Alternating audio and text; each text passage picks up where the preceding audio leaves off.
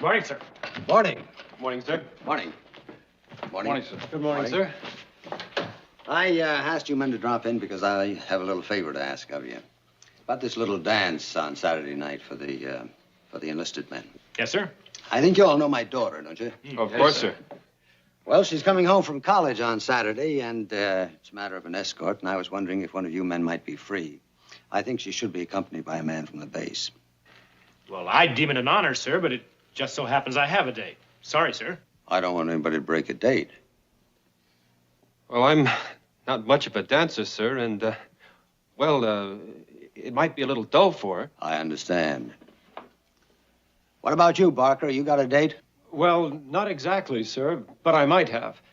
It's this girl who said she might come or she might not. It could go either way. It's just that I'm not sure, sir. Of course. Sorry, sir, I have to meet my mother. I see. Thank you for coming in, gentlemen. Yes, sir. Thank you, sir. Sir.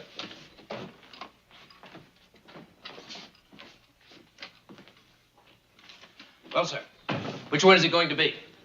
None of them could make it. And I think I know the reason why. Nobody wants to get saddled with the boss's daughter. And that's what this amounts to. Having to be on guard during a date, that's no fun. Sir. And they're probably being wary of my wife's watchfulness. She's a bit overprotective, you know. Sir, I have a thought. After all, this is the enlisted men's dance. It doesn't have to be an officer, does it? No, not necessarily. Well, sir, I think you could find a suitable escort among the enlisted men. Might be more preferable, sir. Make the thing look democratic, if you know what I mean. That's an idea.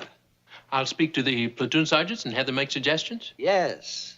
My wife's a bit of a worrier, you know, but I'm sure the man will be all right. You understand? Oh, yes, sir. No problem, sir. All right, fine. Go ahead, Captain. By the way, you busy on Saturday? Sorry, sir. As a matter of fact, I am. Carry on. Gomer, what about you? Who are you taking? Me, I ain't going. You're not going to come? dance? There's this picture on television that I don't want to miss. It's Tarzan Untamed. You mean you want to watch that Me, Tarzan, You, Jane? Well, I don't go for that gushy stuff too much. What I like is when an elephant picks Tarzan up with his trunk and old Tarzan just sits there on the elephant's head. You don't see a thing like that too often. Oh, I'll go along with that, Gomer. Okay, men. I want to know who has dates for the dance. Come on, hands. All of you? Why, you don't have a date? No, Sergeant. Oh. Come over here, Pyle. You might have a date. It's not said yet, but you might. Well, thanks for thinking of me, Sergeant. But there's this television program on Saturday night that I've been pointing for. It's Tarzan the Untamed. This happens to be Colonel Harper's daughter. That's the date. The Colonel's daughter? Well, shoot, even if I didn't have other plans, I couldn't take her. Why not? Well, golly, she's the Colonel's daughter. Well, you've taken out girls before. Or have you? Shoot, yeah, but nobody ever this important. The most important girl I ever took out back home was the county assessor's daughter. That's as high as I ever want to go, the daughter of a civil service man. Well, listen, Pyle. And even then, I remember my hands got all sweaty. Pyle. And my heart was going ka-thump, ka-thump. I was nervous as what. Pyle, will you calm down? You haven't been picked yet. I wouldn't even know what to talk to her about. At least with the county assessor's daughter, I was able to keep up a running chatter on assessments. Now, that can be a real meaty subject. Pyle, you're the only one who doesn't have a date, so I'm submitting your name. Each company's sending in a name to the colonel so they can pick the best man for the job. They're probably looking for somebody who is a nice dancer, a good talker, a smart companion. You don't have a thing to worry about. I'm praying. Sergeant, do you know anything at all about her? She's the colonel's daughter. The colonel's daughter. Gomer Pyle. What kind of a man is he, Sergeant? Well, sir, Excuse me, sir. Is Pyle the man selected? I don't know yet. I want to find out a little more about him. What I'm looking for primarily is a certain type. I'd say he's a type, all right, sir. How do you mean? Well, sir, he never goes out. He doesn't do anything. Doesn't have anything interesting to talk about. Innocuous. Sir? Harmless. Oh, he certainly is, sir. Might even say dull. Dull, yes, sir. Good. Sounds perfect. Sir?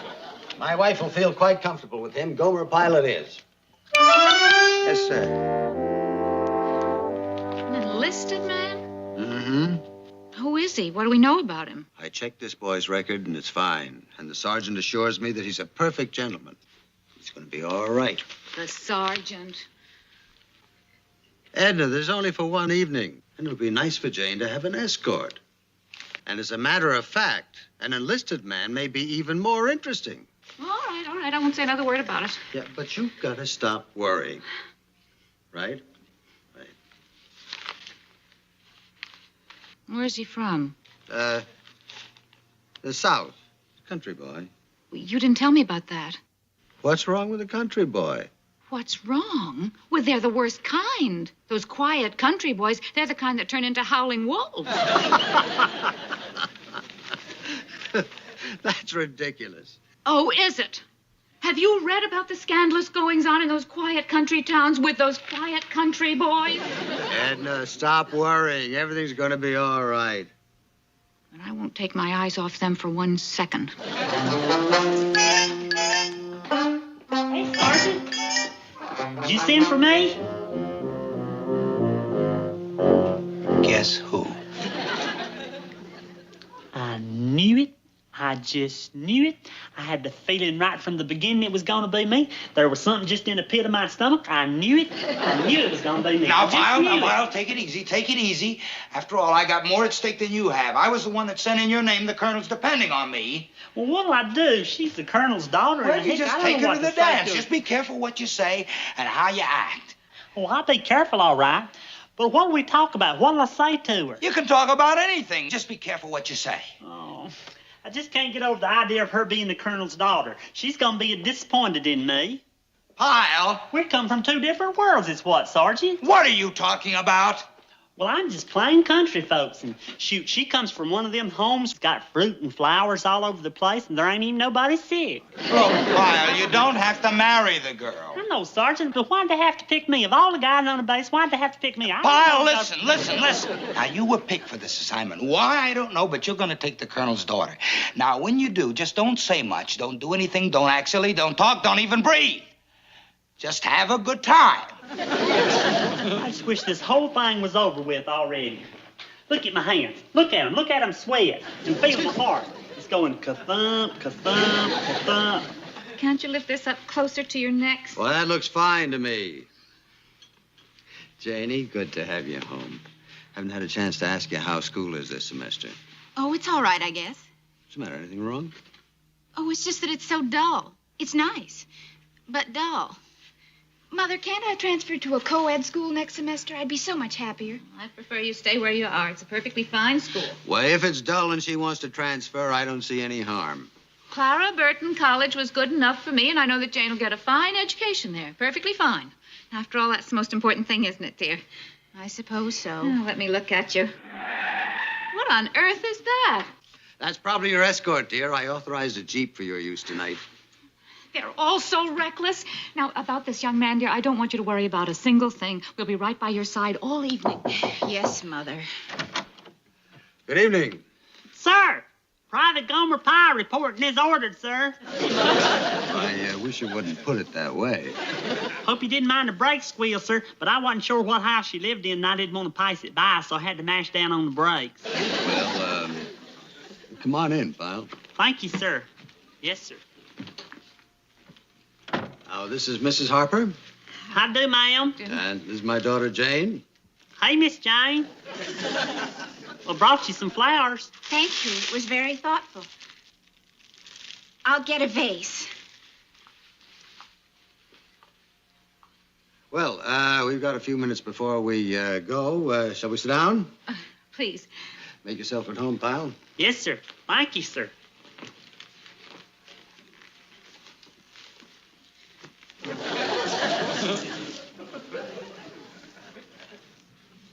Well, we were very happy that you were able to make it. Yes, sir. Me too. Real happy. Private Pyle, I understand that you come from the South. Where in the South? Yes, ma'am, I sure do. I come from Mayberry, North Carolina. My family settled there about 150 years ago. That is, my ancestors did, not the family that I got now, of course. Of course. They built their own log cabin all by themselves. Real pioneers. Of course, we Piles have come a long way since then. We've had the back porch and a bath. See. I mean a regular bath. Once you don't have to fill up with a pump, neither. Oh, well, that's what I call real progress. Remarkable. When the water company run their lines, they went to the north part of town first. Yeah, well, wouldn't you know? See, the center of town is right here, and this is north, and they had to run them lines right down here through Maple Street. That's right here. And then over the ridge, past Fred Bartlett's place. Now, that's about here. And then they had to run them all the way out to the swamps. That's where you're sitting, Miss Harper. You know something else that might interest you, Miss Harper? What? We was the first family on the south side of town that had a septic tank. A septic tank? Yes'm. You see, it was always my mama's dream to have one, and me and my daddy saved up for 6 years. 6 years. And we surprised her with the news on her birthday. Lord, you ought to seen her face when we took her out there in the backyard. Well, I'll bet she was thrilled, all right. Say, Miss Jane, you really got a nice way of arranging them. Thank you. Must be an act. Looks like it was done by one of them funeral florists. Shall we go? Yes. I hadn't realized it was quite so late. I'm sure looking forward to this dance. Thank you. Well, you two run along. We'll be right behind you. Are you ready to go, Miss Jane? We'll see you there, sir. It's nice talking with you, ma'am.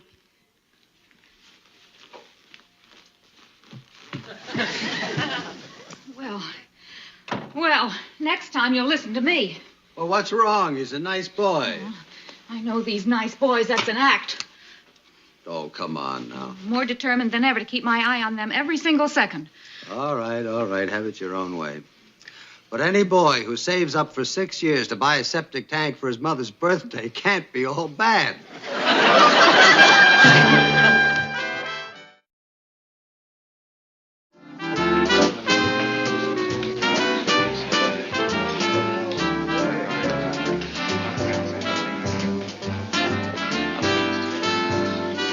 Good evening, Captain. Good evening, Captain. Good evening, sir. Captain, this is Private Pyle. How are you, Pyle? Good evening, sir. Well, you've decorated the place beautifully. Yes, sir. You can't hardly beat them Japanese people when it comes to lanterns. Colonel Harper, Your Honor. Thank you. Shall we, dear?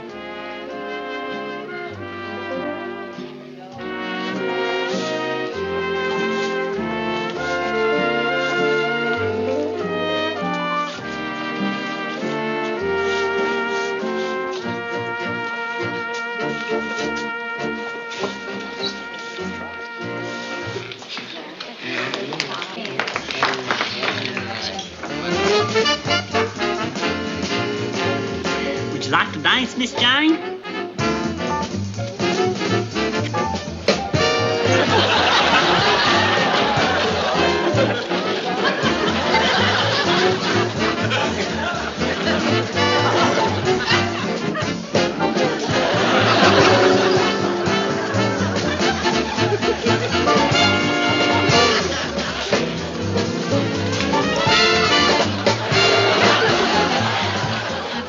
Watching our country boy? Yes, he seems to be quite a dancer.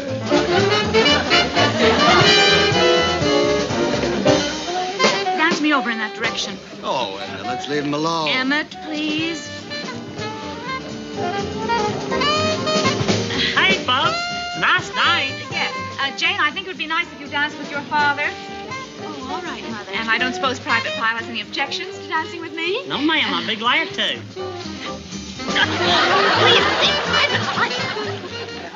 That's why we dance back home. Yes, well, I'd prefer that you dance a little slower. I want to have a word with you. Yes, ma'am. I just thought I'd better mention that my daughter is not used to too much excitement. I'm sorry. What happens when she dances too hard? Does she have a spell? Well, of course not. It's just that I think you should dance slower and at a proper distance. Yes, ma'am. I guess I'm just used to the girls back home. You don't grip them hard enough and they'll fall right down. My pleasure, ma'am. You know, you dance real good for a short lady. Thank you.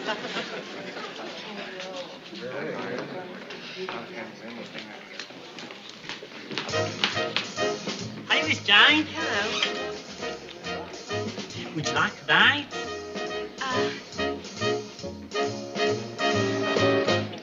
I don't suppose we'd better. Well, I'll dance slow and hold you loose. No, thanks. Would you like some punch? No. Thank you. You go to school, don't you? Yes, I do. I'm at college. What you taking up there? Music. I'm a music major. Back home, you ask somebody going to school. What you taking up? The teacher's time? That's a joke back home. I see. Did I ask you if you wanted some punch? You did. What'd you say? I said no, thank you. But I believe I will have some now. Okay, I'll be back in a jiffy. 2 punches, please. Pyle, Hey, Sergeant. you behaving yourself? You behaving yourself, Pyle? Yes, sir. She's nice. She's real nice. What do you mean nice? Remember, she's the colonel's daughter. Now, you behave yourself. Yes, sir. But she is a little on the quiet side. There ain't too much to talk about. What did you talk about? Well, coming on over here, I told her about the M14 rifle and how you disassemble it. Good, good. What else could we talk about? Well, Do you think she'd be interested in chemical warfare?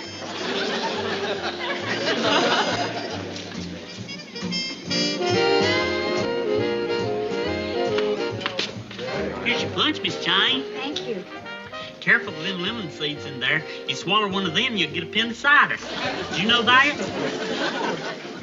Emmett, look. What? He just brought us some punch. Well, what of it? I wonder what's in it. What? Grape juice with some lemons floating in it. I just had some. I know, and you know about spiking a drink. Oh, take it easy. Mrs. Harper, may I have this dance? All right. Emmett, will you keep an eye on things? Mm-hmm.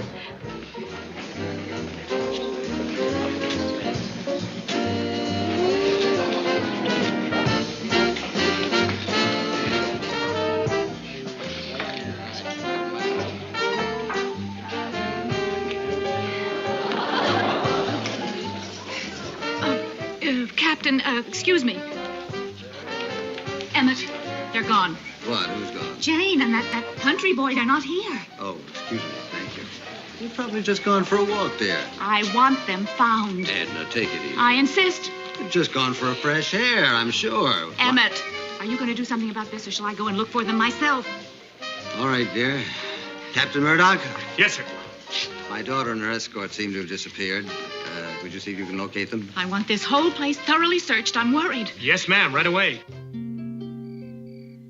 She's gone away for to stay a little while, but she's coming back if she goes 10,000 miles.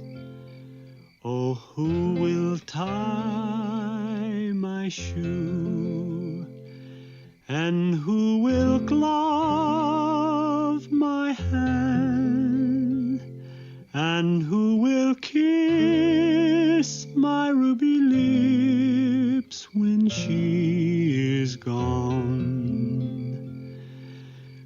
away, far away, over yonder. She's gone away for to stay a little while, but she's coming back if she goes 10,000 miles. Oh, it's Pappy who'll tie my shoes, and Mammy who'll glove my hand, and you will kiss my ruby lips when she is gone, gone away, far away, over yonder. Wonderful, wonderful. Oh, Gomer, you're good. Why did you keep it such a secret? Well, If I'd known sooner, we could have left that dull dance even earlier. I'm sorry the dance was so dull. I guess all that talk about the M14 rifle wasn't very interesting. Not that I'm talking down the M14 rifle. It was just that I didn't... It's just that this is so much nicer. Must be some sort of trouble. Appears like they're looking for somebody. Go ahead, Gomer. Sing another. Well, would you like to hear Rain Come Wet Me 'Cause I'm Dirty, Dirty, Dirty? Gomer, that's marvelous. This is so much fun. I'm sure glad you're enjoying it, Miss Jane. I am. Thank you, Gomer. Thank you very much.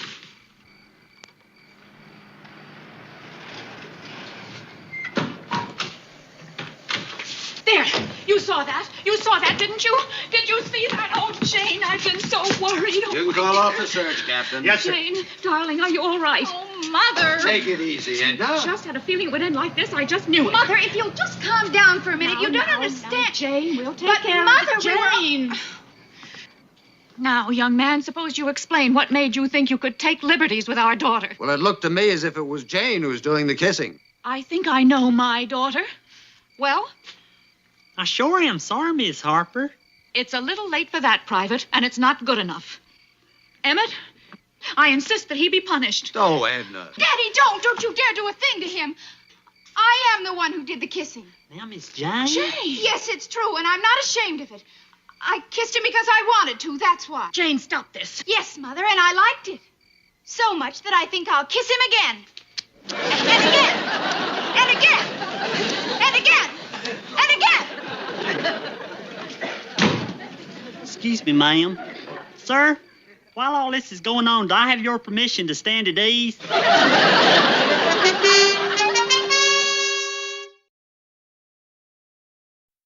Thanks, Dad. For what? You know, for sort of staying on my side and helping me do what I've been wanting to do for a long time. Well, And, Daddy, while we're sort of on the subject, I do want to go to a co-ed school next year. Will you back me up? we'll talk about it tomorrow. Your mother's had a big shock tonight. Thank you, Private. Shoot, I didn't do nothing, sir. I'm not so sure. Good night, Janie. Good night, Daddy. Well, good night, Miss Jane. I sure hope I see you again sometimes. I had a real nice time. And you know something? You're real nice. And you're real pretty, too. Thank you, Gomer. Well, go ahead, son. It's all right. Mother's gone to bed.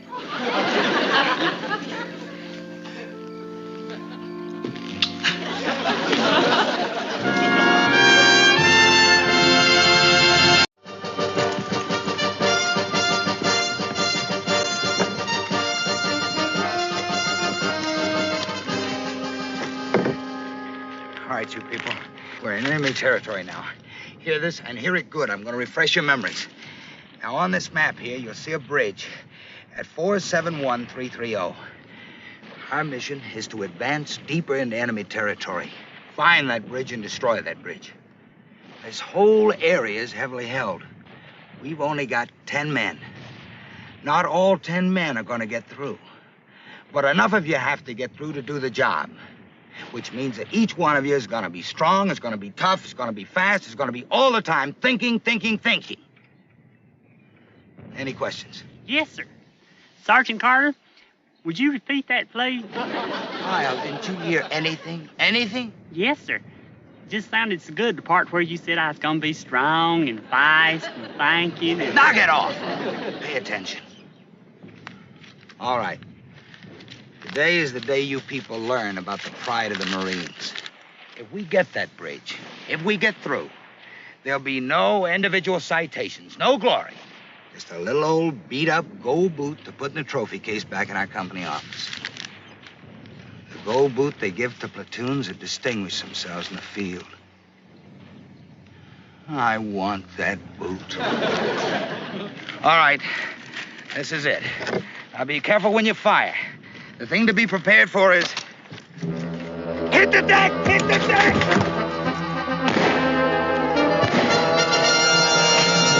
Grenade!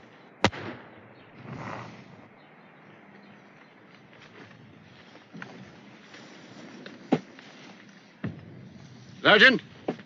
Yes, sir? Major Stone, Sergeant. I'll be observing your squad during the war games. Yes, sir. As a result of the enemy grenade, this man and this man are dead. Tag them. Aye, sir.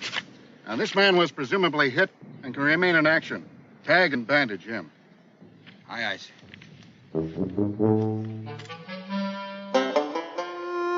Hey, this looks like it's gonna be fun.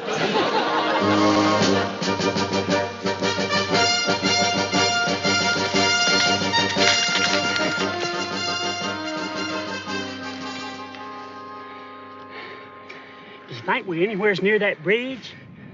You don't understand strategy, Gomer. No, I don't guess I do. You see, the enemy expects us to take the short route to the bridge, right?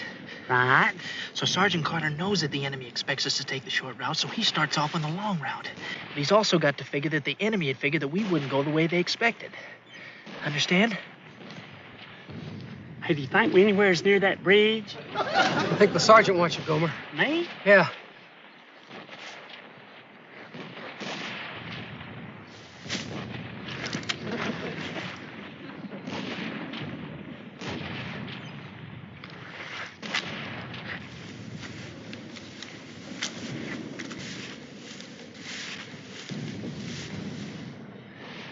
Quiet and look straight ahead. See anything? Sure is pretty up there. I'm talking about the enemy. This ain't a nature walk. Now look. No, sir. Of course, I don't rightly know what the enemy looks like. The enemy will be wearing red identifying armbands, as you may have been told. Yes, sir. I'm sorry, sir. This is no time for sorry. You see that little pile of rocks up there? That pile of rocks commands this whole area. There's no way around it except over open ground. Now, one man in there with a machine gun can mow down our whole squad. You know, I never would have thought of that. I know. Now, Pyle, I've got to send a man up to that pile of rocks to make sure. I need a volunteer. A man who can face enemy fire, who can make that sacrifice. Do you know why I'm sending you? 'Cause I'm the most expendable? Right. Now, remember one thing. Try and remember one thing. Yes, sir. This is jungle warfare. Every mean, nasty trick the enemy can play on you, he'll play it. Now, you've got to do the same thing to him. Can you do it? I can do it, but I won't like it. Huh? Mean, nasty tricks. I don't much care for that sort of thing. Well, don't care for it. Just do it. Yes, sir.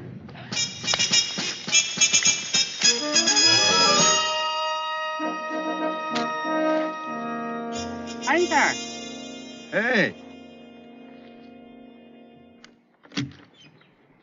How you doing? Thanks for not shooting me. I couldn't. You know I feel the same way. You don't understand. I couldn't for a very simple reason. What's that? I'm dead. Oh, I'm real sorry to hear that. It's all right. Would it help to talk about it? No, I can't. You see, you can't talk. It's against regulations when you're dead. Oh, well, I wouldn't want to go against regulations. But back home, we had this neighbor, Orly Kiefer, and she used to talk to her husband, Virgil, real good after he was dead. She had to go into some kind of trance, and she did it by taking this stuff she bottled in her backyard. And, oh, she talked to him real sharp, just like she did before he hung himself. And Orly, oh, that's my sergeant. I got to tell him it's all clear, you being dead and all. Sure. But we all got to go sometimes.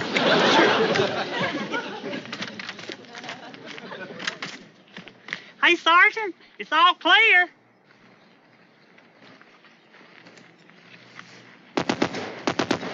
Hit the deck! Hit the deck!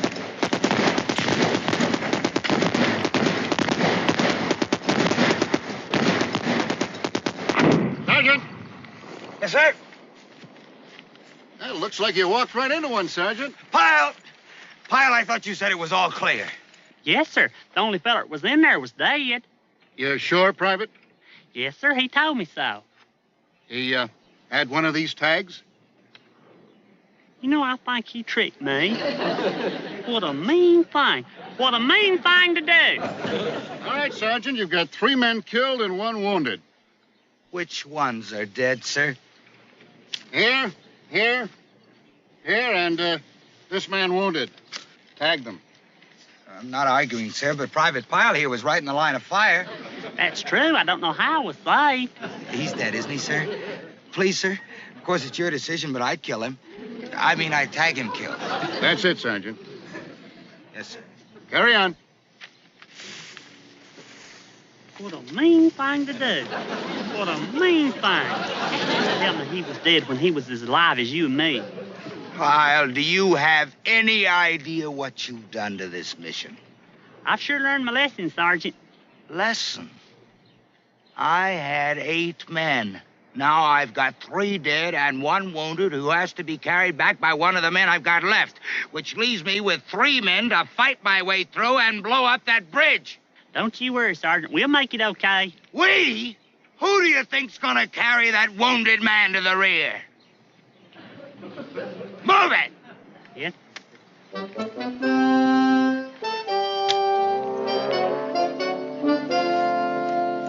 What a mean thing. What a mean thing to do.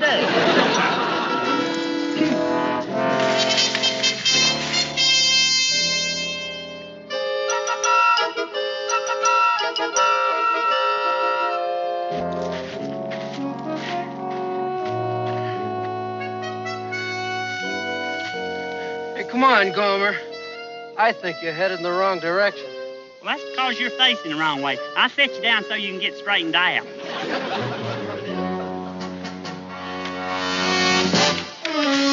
Oh!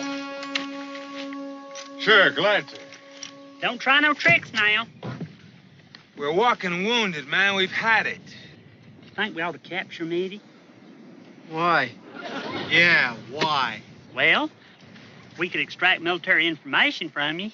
Look, Jack, you capture us, all we can tell you is our name, rank, and serial number. That's regulations, right? Why don't you ask him if we're heading in the right direction?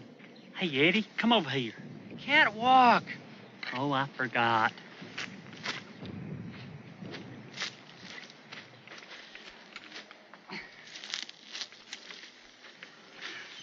Hey, look, what's wrong with asking them? Because they're the enemy, that's why. You don't know them like I do. They can do mean things. They look okay. Well, they all look okay. You never saw a nicer-looking fella than the one that told me he was dead. So what could they do to us? Hey, I got it. Why don't we ask them which way to go and then go the other way? I don't think that'll work, Gomer. Sure, that's thinking like Sergeant Carter said. I was to ask you fellers which way our rear area is. Which way would you say? Straight that way. Fool me once, shame on you. Fool me twice, shame on me. Come on, Eddie. Hey, you're going the wrong way. Sure we are. Much obliged, fellers. What's the matter with that guy? Combat fatigue.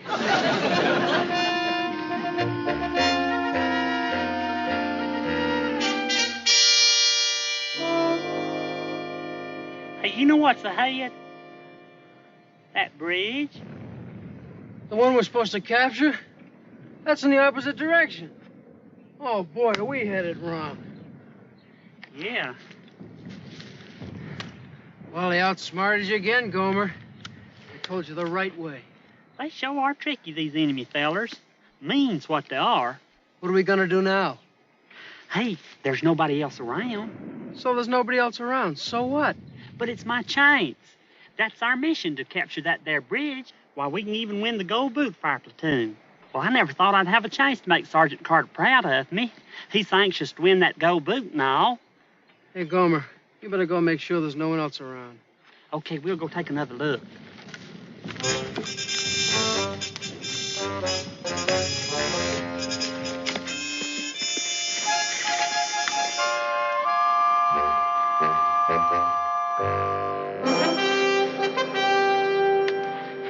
the enemy, see? Yeah. Only one looks like. I sneak up from behind and jump him. I wouldn't do that. Well, I got to redeem myself. I got to do something. What am I supposed to do? Well, you stay here, and when I get close enough, you distract him. Sing kind of soft like blue-tail fly. I don't know blue-tail fly. I'll teach it to you. Jimmy crack corn and I don't care. Gomer! It's real easy to pick up. Well, as long as they have to do this. How about you ain't nothing but a hound dog? Well, that should be pretty distracting. You wait a minute or so, and then you start your song. Okay. Be careful, Gomer. Oh, I won't give him a chance to outsmart me. I'll just jump him. You do that. You ain't nothing but a hound dog, crying all the time. You ain't nothing but a hound dog, crying all the time. Woo! You ain't nothing but a hound dog, crying all the time. Oh, you ain't never caught a rabbit and you ain't no friend of mine. You ain't nothing but a hound dog, crying all the time. You ain't nothing but a hound dog, crying all the time. Hey, Sergeant. I'm sorry, I thought you was the enemy. I am, Pyle. I am.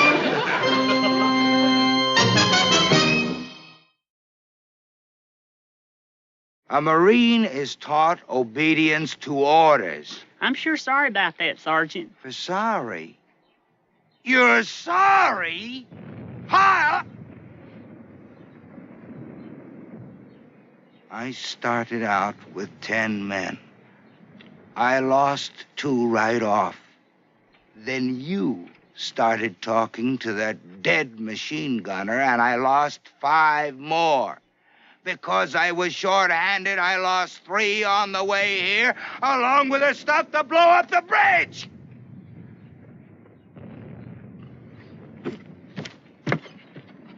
I was hoping I'd win a commendation for this mission, Pyle.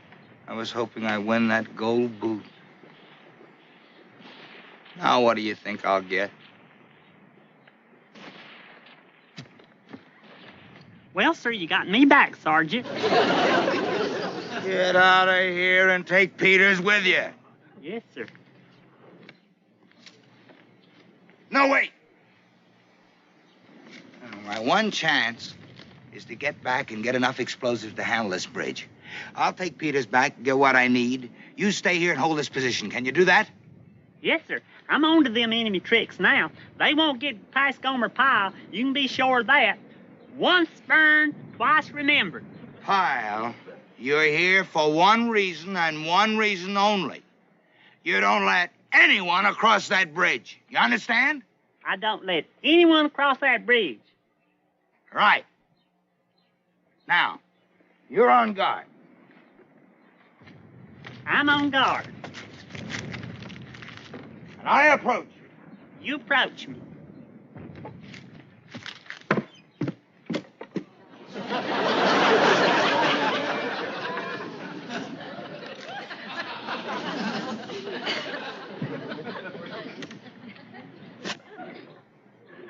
Why didn't you stop me? Why, you're on my side. I said don't let anyone, understand? Anyone. All right. Now, come on, Peter. I can't walk, Sergeant. Now, remember, you don't let anybody pass unless they know the password. Password? Don't tell me, Pyle. You forgot the password. I got it right on the tip of my tongue. It's some kind of a fern name. Kuala Batu. Kuala Batu, a Marine operation against the Malay pirates in 1832. You got it? Yes, sir. Kuala Baloo. Kuala Batu? Kuala Batu. Kuala Batu. That's right. Kuala Batu. Kuala Batu. Now, they don't have the password? Use the bayonet. Sure wish I had some ropes and sapling trees. Catch them good that way. Ropes and sapling trees? We used to catch rabbits back home like that. Well, a Marine is not a rabbit. Foxes, too, and a wild pig, and a bobcat. Use the bayonet!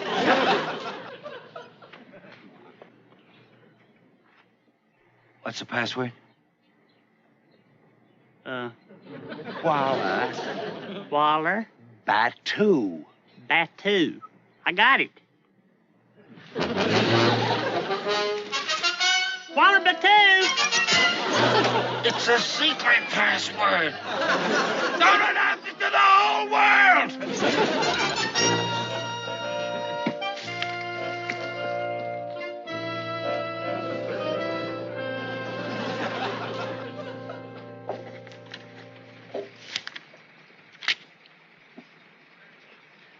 Refresh my memory, Sergeant. I thought your mission was to attack and destroy footbridge 471330. Yes, sir, it was. And since you were not to report back before completing your mission, I can assume the bridge has been blown up? No, sir. No, sir, you're not reporting back. No, sir, the bridge has not been blown. No, sir, what? No, sir, the bridge is still there, sir. Because you lost your demolition materials. Wasn't that a bit careless of you? Enemy action, sir. And you also lost 9 of your 10 men. No excuse, sir. And you now propose to take more explosive and start all over again. We still hold the bridge, sir. With 1 man? Yes, sir. Who was this Horatio you left at the bridge, Carter? Private Gomer Pyle, sir. Pyle? The man who walked right up to an enemy machine gunner. Yes, sir. Pyle, the man who got half your squad knocked out. Yes, sir. Didn't that shake your confidence? Well, Sergeant Carter, have you any idea of the importance of blowing up this bridge? Yes, sir. Strategically... Wrong! Sir? The importance is this. If your mission fails, not only do you not get the gold boot, but you and your entire platoon will be restricted with no liberty for a week. Do you read me, Sergeant? Yes, sir. Carry on. Aye, aye, sir. Move it.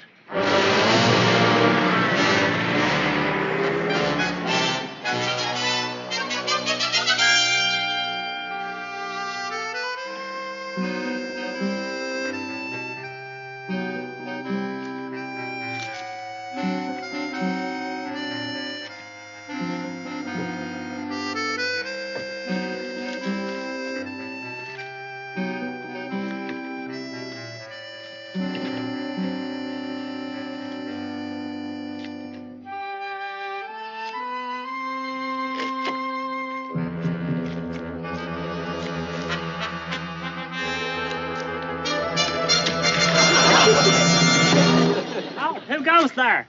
Didn't you ever see these, Private? Yes, sir. Silver bars. Real nice and shiny, too. May I ask the lieutenant where he's going? I'm going across that bridge, Private. I'm sorry, sir, but not without the password. Why the password? You don't see an enemy armband here, do you? Well, sir, you could have taken it off. Not meaning to be personal, but the enemy's mighty tricky. They do mean things. You're right on your toes. Now, why should I give you the password? Them's my orders, sir. What if you're an enemy in disguise? I'd be passing on military information. I'll have to study on that a while, sir. You do that while I go across the bridge. I wouldn't try to cross that bridge. I'll take the chance, Private.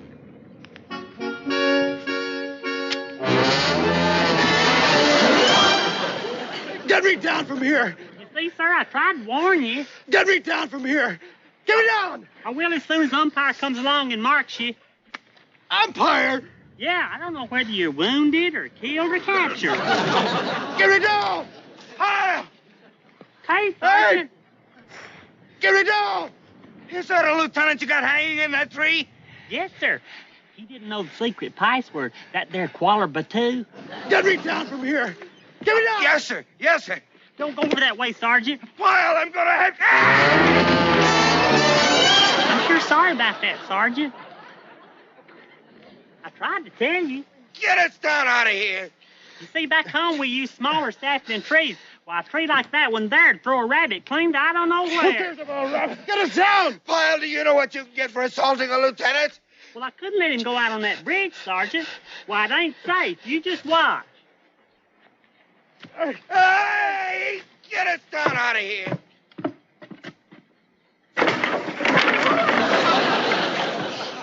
I took took out all the ropes holding the bridge to make my trap. Pyle! Good work, Private. Tag, that bridge is destroyed. Yes, sir, it sure is. Real jungle warfare. You've got a good man under you, Sergeant. Yes, sir. Thank you, sir. Lieutenant, you were caught by opposing troops while on a spy mission. I'll have to tag you as executed in the field. All right, sir. Just get me out of here. Okay, I'll see what I can do to cut you loose. Look out, sir.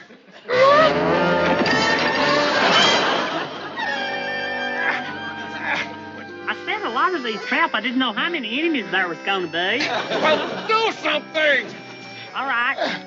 In the meantime, I can tell you how we caught old Reddy Fox back home. Well, you can believe it. He was a lot harder to catch than a man. And what we done was when he was hanging there, Lord, he was a lot funnier than you guys. He was hanging there just swinging away and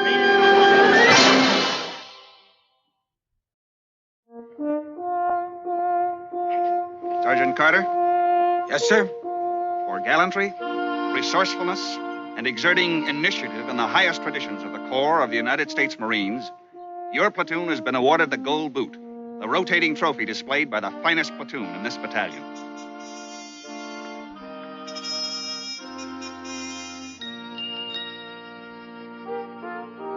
Thank you, sir. And may I mention, special credit should go to Private Gomer Pyle, sir. Attention has been taken of the work of Private Pyle. Thank you, sir. Sergeant Carter, dismiss your squad. Aye, aye, sir. Right, haste! Great, buddy. That was great. You got us out of here. How'd you ever do it, Gomer? How'd you do it? Well, it wasn't nothing to it. I just set out a whole bunch of these traps here. Doggone, these things work good. What about two?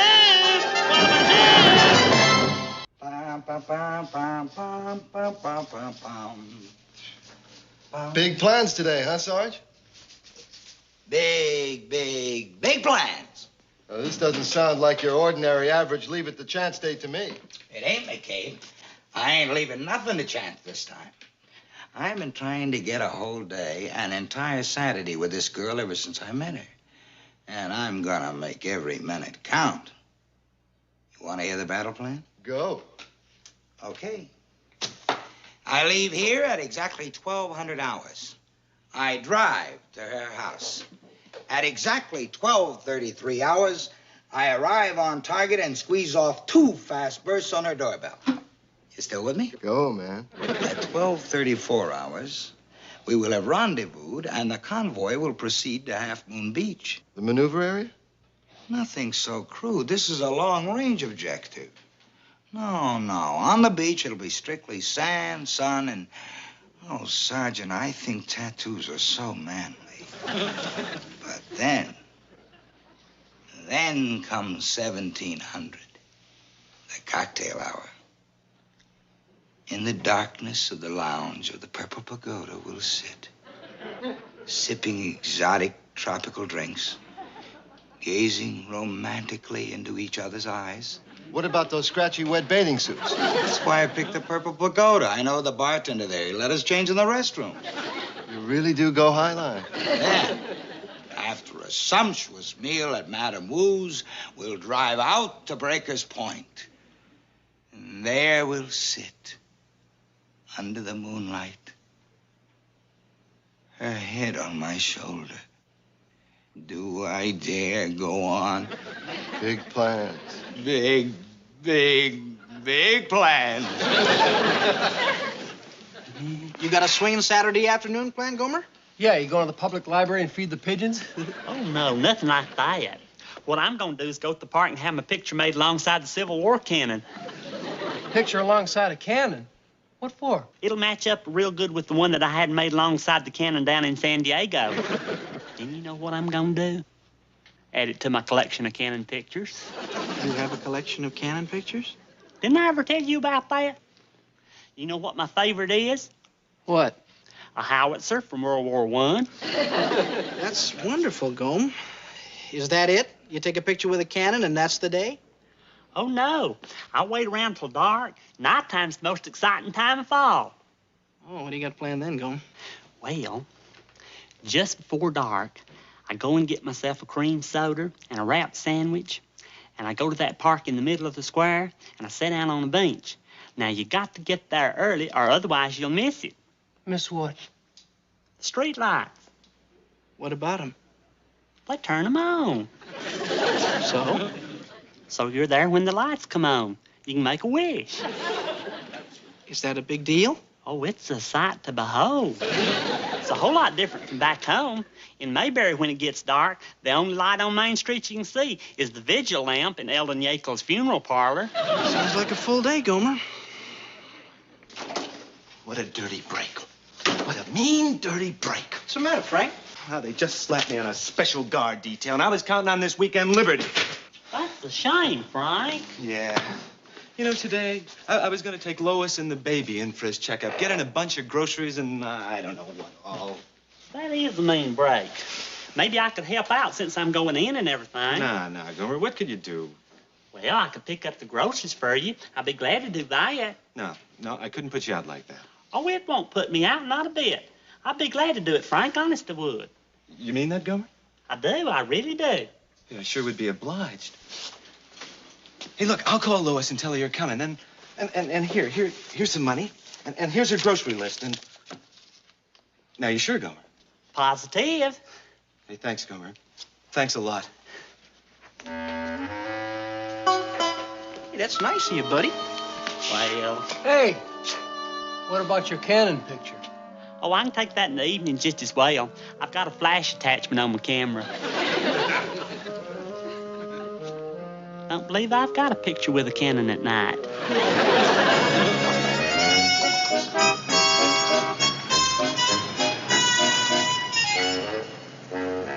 Hey, Pyle! Hey, Sergeant Carter. What's the matter, Pyle? Ain't the chow in the mess all good enough for you? Oh, no, it ain't that at all. And what are you doing with all them groceries? Oh, these are for Frank Meade's wife and little baby. You see, he got stuck with guard duty, so I offered to do this for him. It's just a neighborly gesture, all. Where they live? Out that way somewheres. It's near the pumping station. You mean you're gonna walk all the way out there? I don't mind. This ain't near as heavy as the field pack. Get in. I'll give you a lift. Are you sure? Get in. I won't put you out. Get in. Uh-oh, you missed the light again. Yeah. This sure is nice of you to do this for me, Sergeant. It's okay, Pyle. Hey, Sergeant, if you hadn't got nothing better to do later on, maybe we could meet and see the sights together. I don't think so, Pyle. Have you got plans? Big plans. Big plans.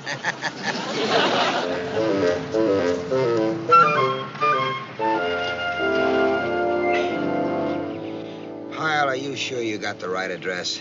Maybe this is the one, Sergeant. It looks like what Frank said. This better be it, Pyle. You cost me 20 minutes already. Oh, I'm sure this is the one. See, there's a playpen out in front, and that's always a sign that there's a baby in the house. Well, move it. I told you I was in a hurry. Let's go.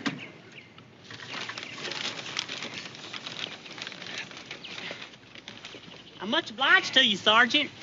I'm going with you. I gotta call my girl. Oh, are you meeting a girl? Not a girl. The girl. Come on.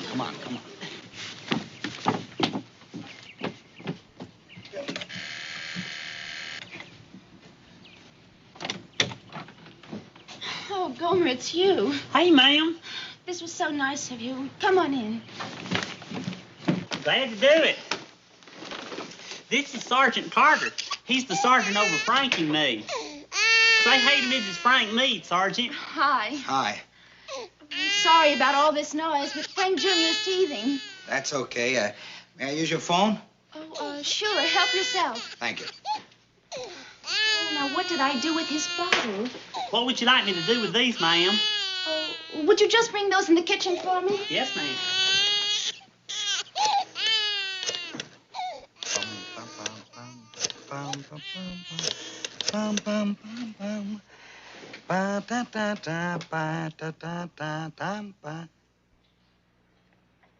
Hello, Bernice. How'd you guess?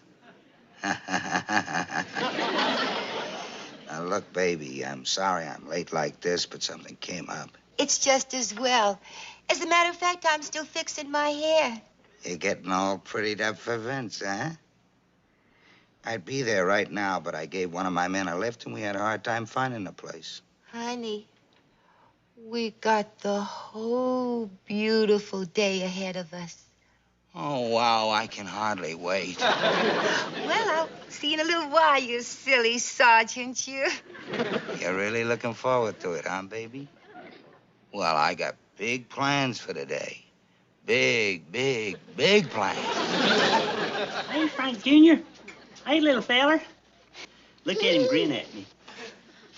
That's gas, Gomer. Huh? When they grin, it's gas. Oh, no, that's a happy grin. That ain't a gas grin. Oh, I'm going to be late to that doctor's office. I just know it. How far is it from here? Well, I have to take 2 buses, and if I miss my connection, he'll be gone. Because it's Saturday afternoon. Why do they have to pick this weekend to keep Frank at the base? I'll never make it. Will I hurry? Honey, when you hang up, head for the door because I don't want to ring twice.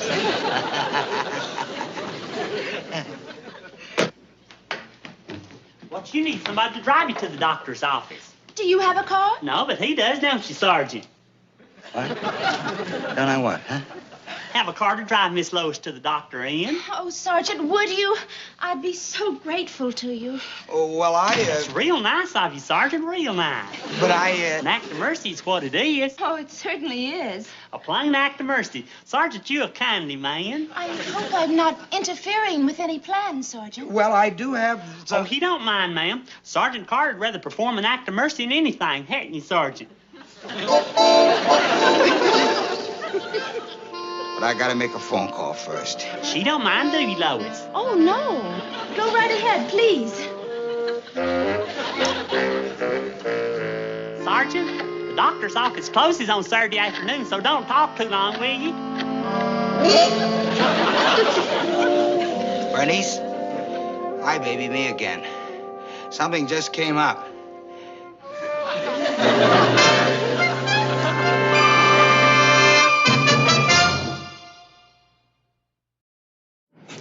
You know something? I've seen more of this town in the last half hour than I have in the whole 24-hour pies. I'm awfully sorry, Sergeant. I had no idea they were tearing up Front Street. But I can't thank you enough, really. Sure, okay.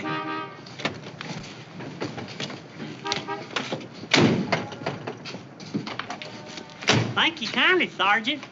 I sure appreciate it for her. So I'll see you. I'm not going anywhere yet, Pyle. I gotta make another phone call. Oh, well, in that case, then you can help me with some of this baby truck.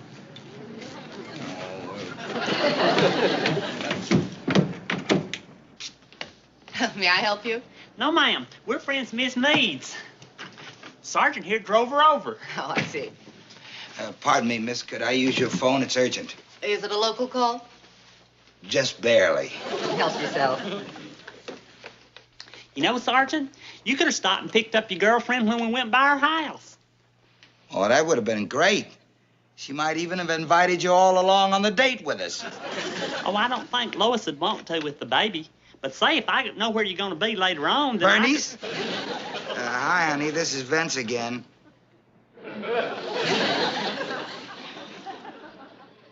Baby, you're not going to believe this when I tell you.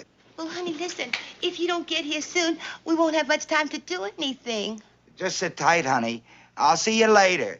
Goodbye. Okay, Pyle, you're on your own. Thanks again, Sergeant. That's Sergeant Carter. He's the most thoughtful person. Oh? That's the 3rd time he's called that girl to tell her he's going to be late. That's the kind of thoughtful person he is. What'd the doctor say about Frank Jr.? He's fine. It told me to put him on solid food. Do you hear that, Frank Jr.? Why, in no time at all, you're going to be eating hamburgers and hot dogs.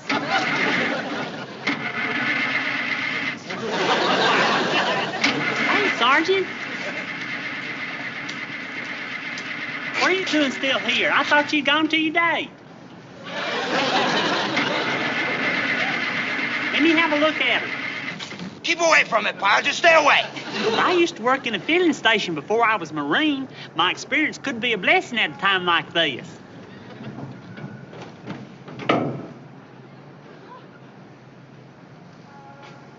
Now give her a try.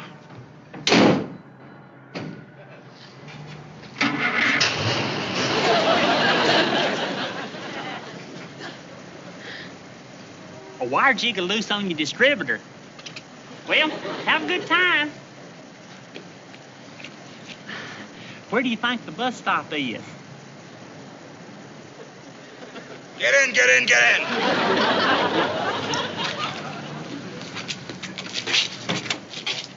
Excuse me.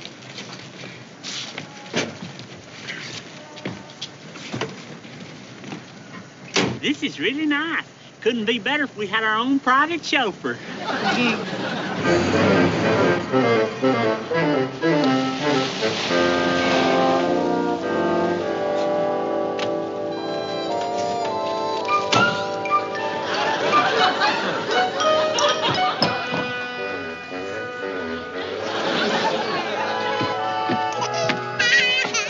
Gosh, Sergeant, too bad you don't have a telephone in your car like one of them radio taxi cabs. Wouldn't that be a lick? Oh, Frankie, please. Gomer, I can't find my key. Here, let me take the little feller, ma'am.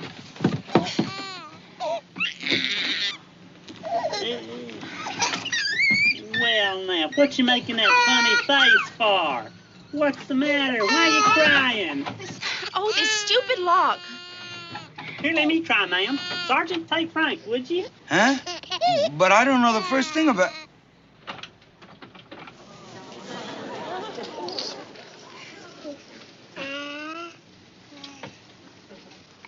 I didn't do anything to him. Well, I never. He must like you, Sergeant. Ain't that the limit? Here, there it goes.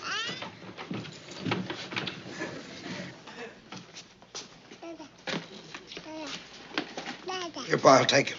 Just a minute, let me put this down.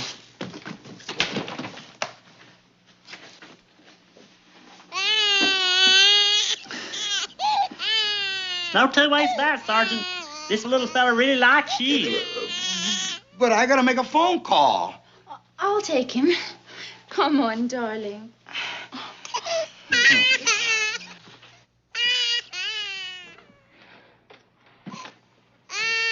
Sergeant, give me your car keys. Maybe that'll quiet him down.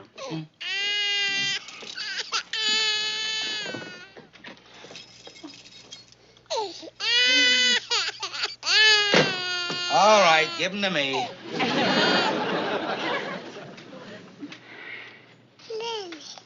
My goodness.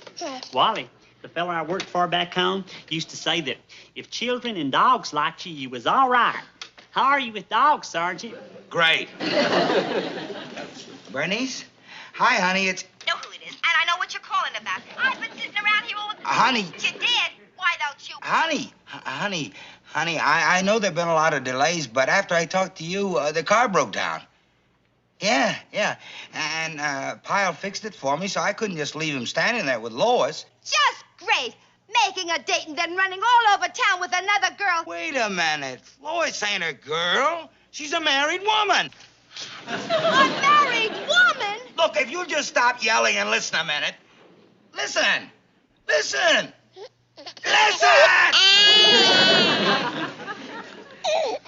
I told you I picked this fella up downtown, and it wasn't gonna take me more than 5 minutes to drop him off.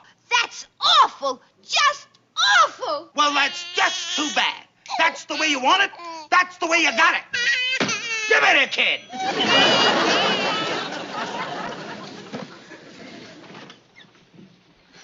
I appreciate everything. Well, I have to go get his dinner ready. Sergeant, I'm awfully sorry about your date. Not your fault.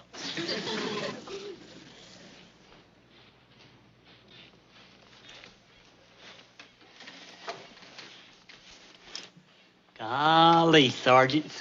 You and that baby really make a picture. They ought to make a Marine poster out of that. Bless your hearts, both of you. Well, you hear me, and you hear me good. Once I get you back on that base, you are going to think that boot camp was a Sunday school picnic. I know what I've done, Sergeant, and I'm truly sorry. Sorry don't get me to the Purple Pagoda. Sorry don't bring back that afternoon in the sun. Sorry don't save a lost weekend. Sorry. He's sorry. Maybe I can make it up to you. Now, maybe you can. Maybe you just can. You just tell me how, and I'll be ever so glad to oblige. Oh, I'll tell you. I'll tell you real good. You can make it up to me on your next 10 liberties. How, Sergeant? By not having them. You are going to be on that base so long, you're going to have such a wait before you finally get a liberty.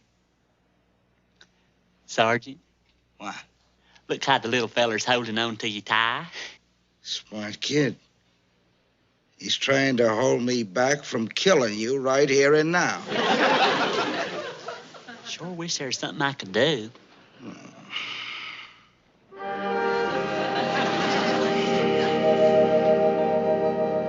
Gomer! Where's Gomer? Oh, were you asleep? I'm sorry. What happened to Gomer? I don't know. He must have left while I was dozing off. He's sleeping like a lamb.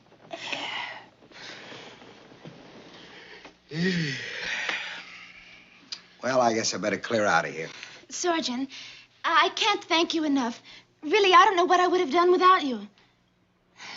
Forget it. My keys. They're gone. Your keys? Well, let's see. We were using them to quiet the baby. Sure. That's it. Pyle took them. Why, that miserable... He took my car. Gomer? Oh, he couldn't. Well, it's gone. The car's gone, so is Pyle. Sure, that's it. Figured I was asleep, you'd borrow my car. He borrowed my car. Oh, I just can't believe that. I'm gonna get the police on this. I'll fix him real good. Operator, give me the police. It's an emergency. Get. How do you like that, Miss Police? I want to report a stolen car, and I know exactly who stole it. Private Gomer Pyle. Never mind. Come on in, ma'am. Bernice? This here's Lois Meade, and that there's your Sergeant Carter. And that's little Frankie, like I was telling you about. Bernice here was getting mighty upset because Sergeant Carter was so late for his date. Oh, don't be angry with him. He's been so wonderful. I don't know what I would have done without him. Me neither. Or little Frankie there taking us to the doctor and all. I hope you didn't mind that I borrowed your car, but you was so wore out from all you'd done today that I hated to wake you. See there, ma'am? It's just like I described it to you, right? And you thought he was out gallivanting with some gal. Not our Sergeant Carter. Why, he's performed so many acts of mercy this day, he's made himself a place in heaven for sure. You want to know what all he's done? I'll tell you what all he's done. First of all, he helped me bring home the groceries. Second, he took the baby and Miss Lois to the doctor. And third, when that young woman quit crying, he took that baby and... Well, I sure hate to eat and run like this, Lois. Thank you so much. Oh, that's all right. You and the sergeant get onto that movie. Yeah, you don't want to get in the middle of a movie. I'll take care of KP. Yeah, I see your reveille, Pyle. Right, Sergeant. When that old bugle goes, da-da-da-da-da-da-da. Boy, that's a good Marine for you. Wakes up right at reveille. Take the baby, Vince. No, I wouldn't think of keeping you from the movie. You've missed too much already. You go ahead. Hey, I got an idea. Yeah? You don't have to miss any of the movie. We can all go to a drive-in and take little Frankie with us. Hey, that's a wonderful idea, Gomer. Take the baby, Vince. Oh, Sergeant, you got the magic touch. The magic touch. Let's move it. Let's move it. Say, you know something, Gomer? This will be the first time I've ever gone to a drive-in movie with a Marine and felt perfectly safe. You might say he's got the situation well in hand. The Pirates of Taratupa, The Misadventures of McHale's Navy. Chapter 1, The Admiral and the Acid Reflux. The humidity on the island of Taratupa was the kind of thick, soul-crushing moisture that could turn a crisp naval uniform into a soggy dishcloth in under 60 seconds. For Captain Wallace B. Palisade, Hondry Site, Palisade, Binghamton, known, affectionately, behind his back as Old Leadbottom. It was just another day in a tropical purgatory populated by incompetent subordinates and one particular thorn in his side, Lieutenant Commander Quinton McHale. Binghamton sat in his office, clutching a bottle of antacids as if it were a holy relic. His stomach was currently staging a coup. "Garter belts!" he roared, slamming a requisition form onto his desk. "I am the commanding officer of this base, not a haberdasher. If the nurses need garter belts, tell the supply officer to snap to it." His faithful, albeit dim-witted, aide, Lieutenant Elroy Carpenter, hovered nearby like a nervous moth. "Sir, I have more news. Dire news. I just got a message from a pal of mine at Confleet." Binghamton froze, a pill halfway to his mouth. "Not a transfer? Please tell me I'm being transferred to a desk in Nebraska." "Was, sir. Admiral Rafferty is arriving today on a sneak inspection." Binghamton's face went through several shades of purple. "Iron Pants, Rafferty? Coming here? Now? Have you seen the state of this place? The Petty Officers Club has sinks backing up. The PT-73 crew is likely running a moonshine still in the lagoon, and my blood pressure is high enough to power a destroyer." He grabbed the telephone, shouting at the operator. "Yes, this is Binghamton. Who did you expect? Tokyo Rose? Listen, the sinks are backing up. I'm the commanding officer, not a plumber. Do something." As he hung up, a devious, desperate thought began to sprout in his mind. It was a thought born of pure, unadulterated cowardice. If he were sick, truly, incapacitatedly ill, he couldn't be held responsible for the chaos Rafferty would inevitably find. "Carpenter," Binghamton whispered, his eyes wide. "If I were sick, I could appoint an acting base commander, someone to take the fall, someone to face the Admiral's wrath." Carpenter nodded slowly. "Sir, I am ready to accept the supreme test." "Not you, you ninny," Binghamton barked. "McHale, Quinton McHale. With that pirate and his cutthroats in charge, they'll run wild. They'll destroy themselves right in front of the Admiral. It's brilliant, absolutely brilliant." Suddenly, Binghamton began to stagger. He clutched his chest with the theatricality of a silent movie star. "Oh, the pain. Carpenter, I do look terribly sick, don't I?" "Terribly, sir." "You look almost green. Call the medic. Quickly. On the double." As the medics arrived, Binghamton made sure to collapse into Carpenter's arms, though the lieutenant failed to catch him properly. "You stupid no-shot." Binghamton hissed from the floor before remembering to groan in feigned agony. "Oh, the illness. The happiest illness of my life." Chapter 2, The Command of the Cutthroats. When Quinton McHale arrived at the hospital, he found Binghamton propped up on pillows, looking like a man who had seen his own execution and was rather pleased with the seating arrangement.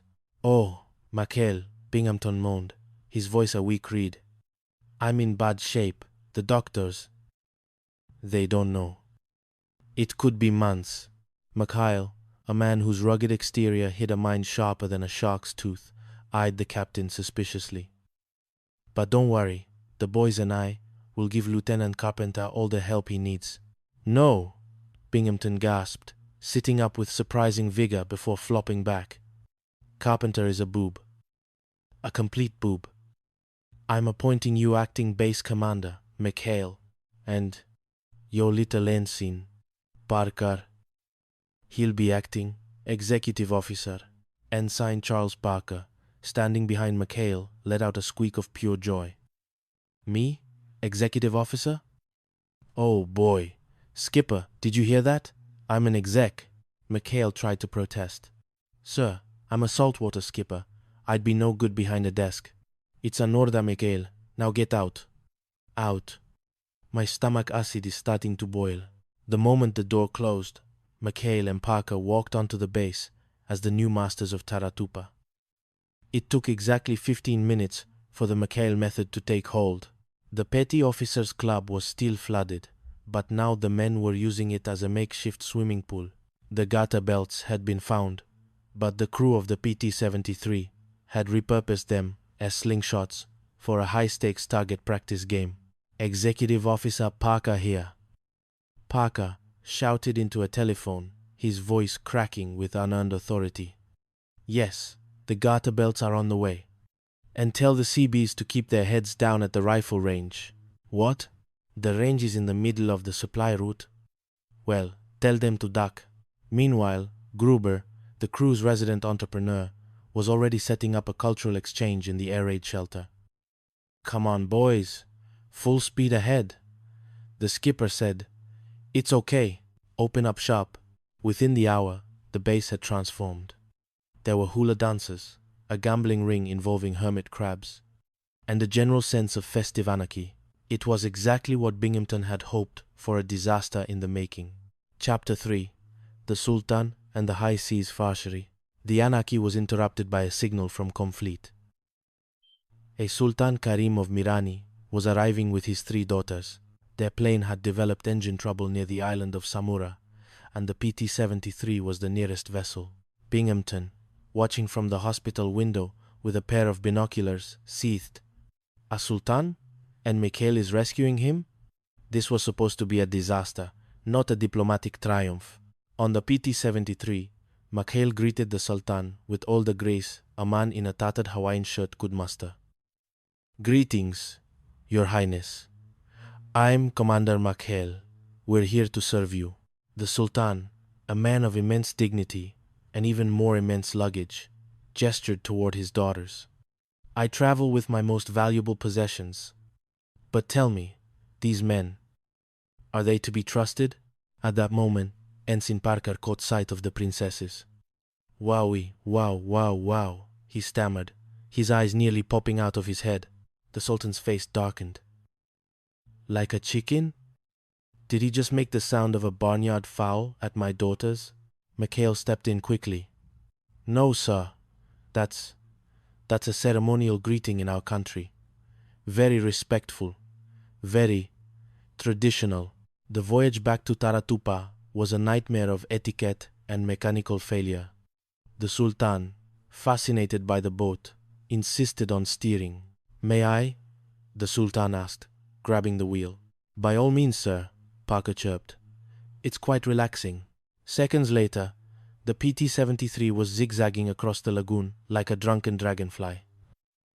Back at the base, Binghamton had miraculously recovered just in time to host a dinner for the Sultan. He was determined to regain control and, more importantly, to humiliate McHale. Your Highness, Binghamton said. On the contrary, the Sultan replied, he is a most efficient officer, and his men, so colorful. But Binghamton had a plan. He knew that McHale's crew had sneaked one of the princesses out for a boat ride. To cover the absence, the crew had dressed up the brawny, hairy-chested radio man, Willie, in a veil and silks. During the Sultan's traditional dance, Binghamton pounced. Sir, one of these girls is an impostor, a phony. He grabbed the veiled princess and yanked. The veil fell away to reveal Willie's confused, bearded face. Aha! Binghamton screamed. A man! You've been deceived, Your Highness. The Sultan stood up, trembling with rage. You dare to lay hands on my retinue? You dare to accuse my daughters of being bearded? No, sir. I meant, enough. I shall report this outrage to Washington. You are a stupid infidel, Captain. As the Sultan stormed out, Binghamton stood in the middle of the mess hall, holding a piece of silk and looking at a very apologetic Willie. Why me? Binghamton whispered. Why is it always me? Chapter 4. the laughing gas, and the iron pants. The Sultan's departure left a vacuum of chaos that was quickly filled by the arrival of Admiral Iron Pants Rafferty. Binghamton, desperate to save his career, decided that the only way to explain the base's state was to claim he was suffering from combat fatigue and that McHale was a hallucination. Hallucinations, Admiral, Binghamton cried, lying in his hospital bed. Rafferty, a man who looked like he had been carved out of granite, peered at him. Binghamton, you're either crazy or the worst officer in the Pacific. At that very moment, Parker was in deep trouble. A fitness board had been convened to evaluate his performance. His record was, to put it mildly, colorful. He had once torpedoed a garbage scow because he thought it was a Japanese submarine camouflaged with potato peels. "I'm a goner, Skipper," Parker wailed. "Binghamton's going to break me down to seaman second class." McHale rubbed his chin. "Not if we can get Binghamton in a good mood, a really good mood." The crew's plan was simple. Nitrous oxide, laughing gas. They pumped a tank of the gas into Binghamton's office through the window. Within minutes, the captain was transformed. He wasn't just happy, he was hysterical. "Chucky Wucky," Binghamton giggled, hugging a terrified Ensign Parker. "You torpedoed a garbage scow? That's the funniest thing I've ever heard. Potato peels." "Ha!" Admiral Shoemaker, arriving for the fitness board, walked into the office to find Binghamton dancing on his desk. "Captain Binghamton," Shoemaker roared. "What is the meaning of this?" "Oh, hi, Shoey," Binghamton chirped, trying to pin a medal on the Admiral's nose. "Don't be such a gloom, Gus. Let's have a party. Look at Parker. He's a hero. He faces death with a smile." Just then, an air raid siren blared. Real Japanese planes were buzzing the base. While everyone dove for cover, Parker, still dizzy from a bit of accidental gas exposure, stumbled out onto the airfield. He began firing a machine gun wildly into the air, laughing all the while. By sheer astronomical luck, he clipped the wing of a Japanese bomber, sending it spiraling into the sea. Admiral Rafferty watched from the trench, stunned. "Look at that man, laughing in the face of death. He's a combat natural." "Binghamton, you were right. This man is a magnificent officer."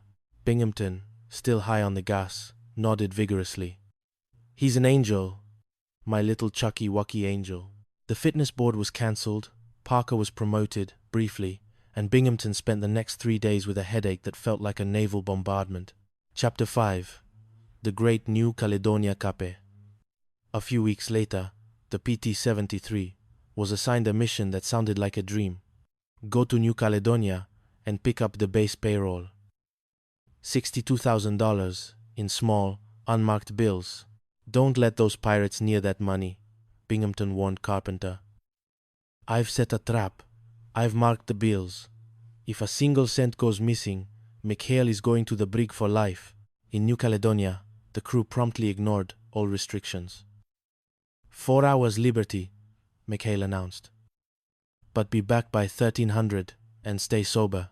Parker, tasked with carrying the payroll bag, took a shortcut down Saloon Road past the racetrack. He was immediately distracted by a beautiful woman with a very specific birthmark on her right ankle, a small brown heart. While he was investigating the birthmark, a group of thieves knocked him unconscious and made off with the bag. When McHale found him, Parker was weeping. "Skipper, the money, it's gone.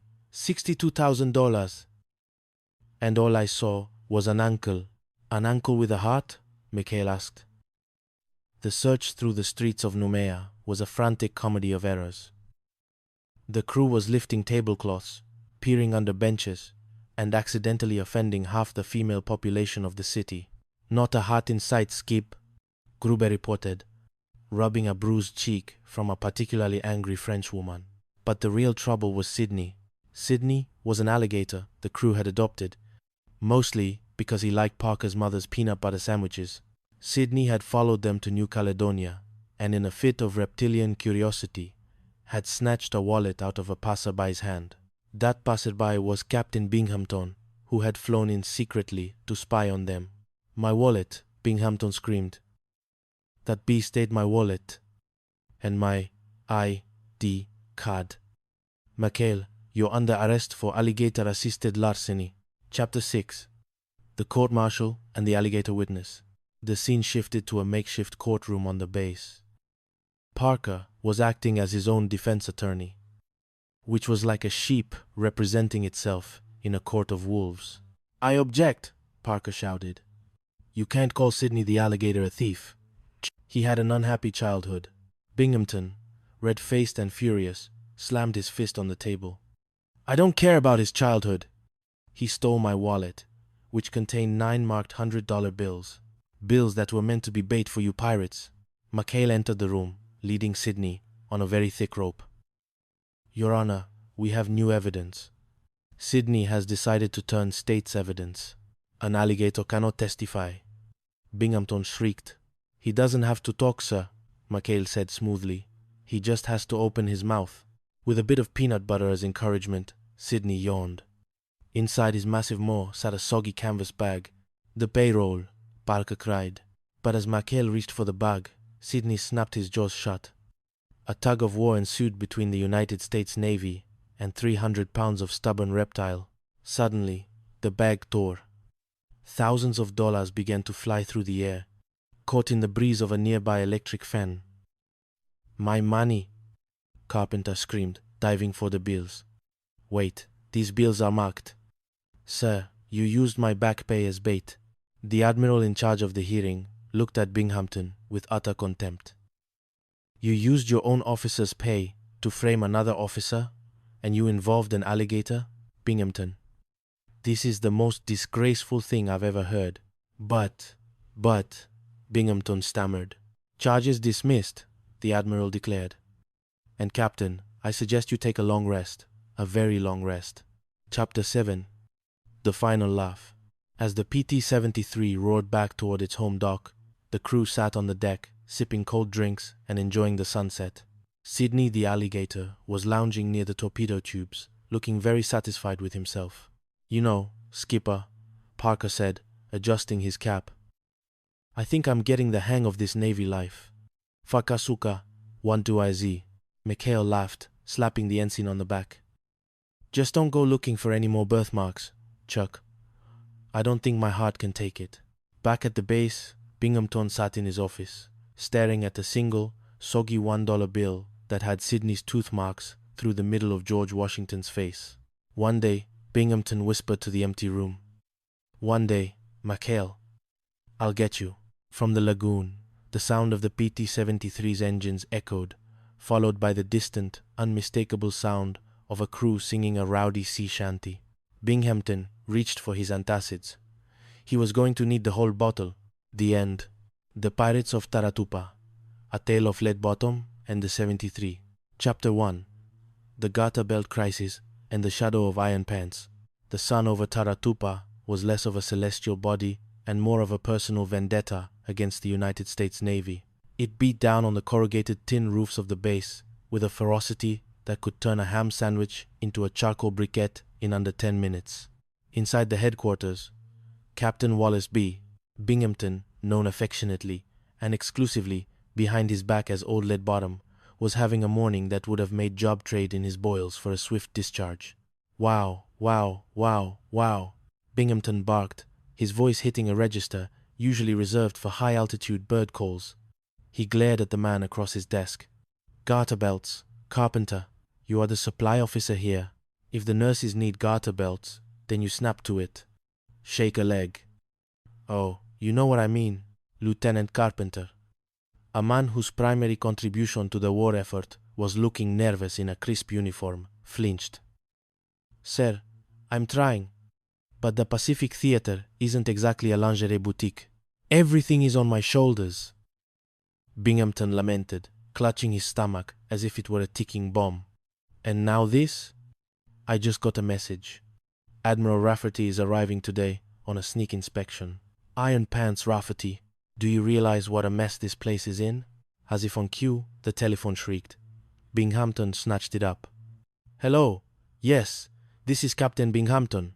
Who did you expect to find in my office? Tokyo Rose? The sinks in the Petty Officers Club are backing up? So what do you expect me to do about it?" "I'm the commanding officer here, not a plumber," He slammed the phone down and turned to his pill bottle, rattling it like a maraca. My stomach acid could start a car, Carpenter. It really could. Please, sir, take it easy on those pills, Carpenter pleaded. They give you such indigestion. But a devious light began to twinkle in Binghamton's eyes. A light that usually signaled a plan destined for catastrophic failure. Wait a minute. If I was sick, really sick, I could appoint an acting base commander. He could face the admiral. He could take the blame for the sinks, the garter belts, and the general aura of dereliction. Binghamton's grin widened into something predatory. I won't appoint you, Carpenter. You're a boob. I'm appointing McHale.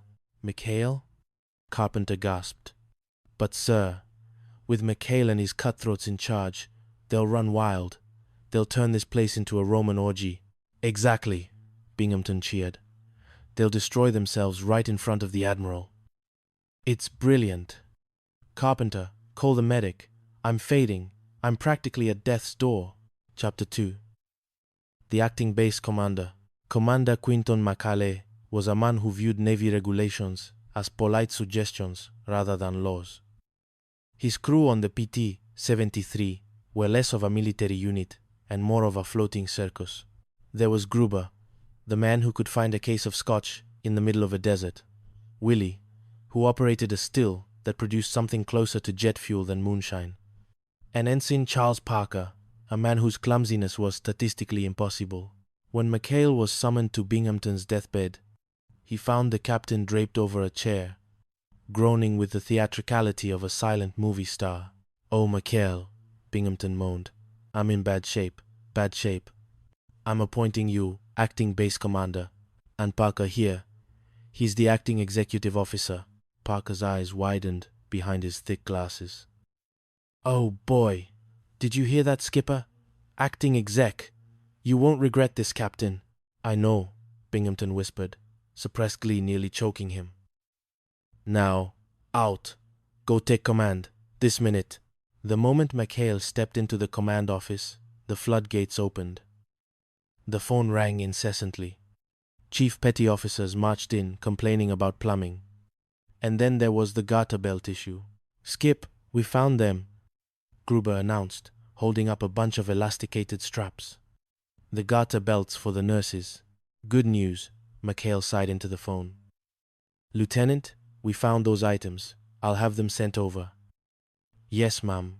You're welcome. But the chaos was only beginning. Parker, intoxicated by his new authority, was trying to manage maintenance. Executive Officer Parker here. What? The Seabees are building in the middle of the rifle range? Tell them to keep their heads down. Meanwhile, the crew of the 73 saw an opportunity. If McHale was the boss, the base was their playground. Skip, Gruber whispered. The boys want to throw a little shindig, a little action to rake in some dough. McHale, distracted by a radar report and a complaining nurse, waved a hand. Full speed ahead, Gruber. Just keep me posted. Within an hour, Taratupa had transformed. Hula girls appeared from nowhere, music blared. Willie still was working overtime. It was exactly the Roman orgy Binghamton had hoped for. Chapter 3. Iron Pants and the Hula Trap. The peace, or rather, the vibrant chaos, was shattered by the arrival of a jeep. Iron Pants Rafferty's coming, Parker screamed, tripping over a crate of pineapples. McHale's relaxed demeanor vanished. Iron Pants? Here? Now? Gruber, get those girls out of here. Put them in the air raid shelter. Move it. As Admiral Rafferty stepped out of his jeep, he was met by McHale and Parker, both standing at a rigid, terrified attention. Welcome to Taratupa, sir. McHale saluted. Acting Base Commander McHale at your service. Rafferty, a man whose face appeared to be carved out of granite, stared at Parker. What the devil is that thing around your neck, Ensign?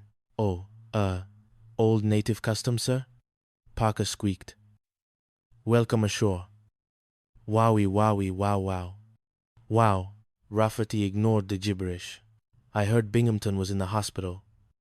I'll pay my respects, then we begin the inspection. Back at the hospital, Binghamton was vibrating with excitement. He's here. The Admiral is here. Now, when I tip him off about the orgy in the air raid shelter, McHale is finished. But McHale was one step ahead. As the Admiral entered Binghamton's room, the captain began his performance. Admiral, you won't believe what's going on. You won't believe what's going on. There are hula girls in the air raid shelter. McHale is running a den of iniquity. Rafferty looked at McHale, then back at the frantic Binghamton. Hula girls? In the shelter? He's delirious, sir, McHale said smoothly. The combat fatigue. He sees hula girls everywhere. I do not, Binghamton shrieked, jumping out of bed in his robe. I'll show you. To the shelter. They marched to the shelter, Binghamton leading the way with maniacal triumph. He flung the doors open. There, look at the disgrace. The shelter was empty, save for a few dusty crates and a very confused-looking goat. The crew had moved the party to the base laundry minutes before. Captain, Rafferty said, his voice dropping to a dangerous rumble. If you ever waste my time with your hallucinations again, I'll have you shipped to a weather station in the Aleutians. McHale, proceed with the inspection. Binghamton stood in the dust, defeated. But they were here. I saw the grass skirts. Chapter 4. The Sultan of Marami. Just as the dust settled from the Rafferty incident, a new crisis arrived. The Admiral called with a high-priority mission. Binghamton, the Sultan of Marami, is being evacuated. His island is under threat.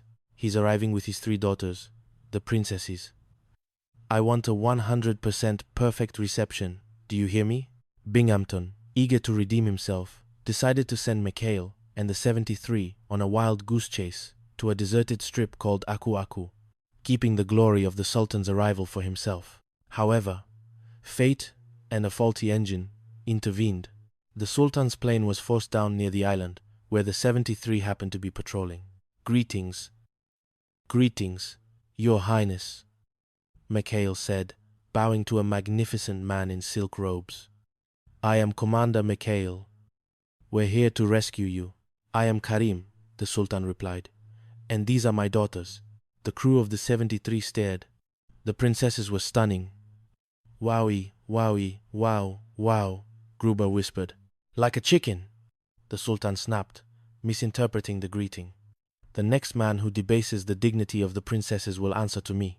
The trip back to Taratupa was a delicate balancing act. McHale managed to charm the Sultan by letting him steer the pity boat. It's quite relaxing, isn't it, sir?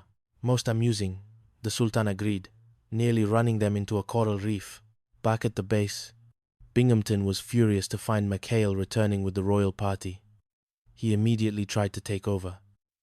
Your Highness, welcome. I am Captain Binghamton. I'll show you to your quarters.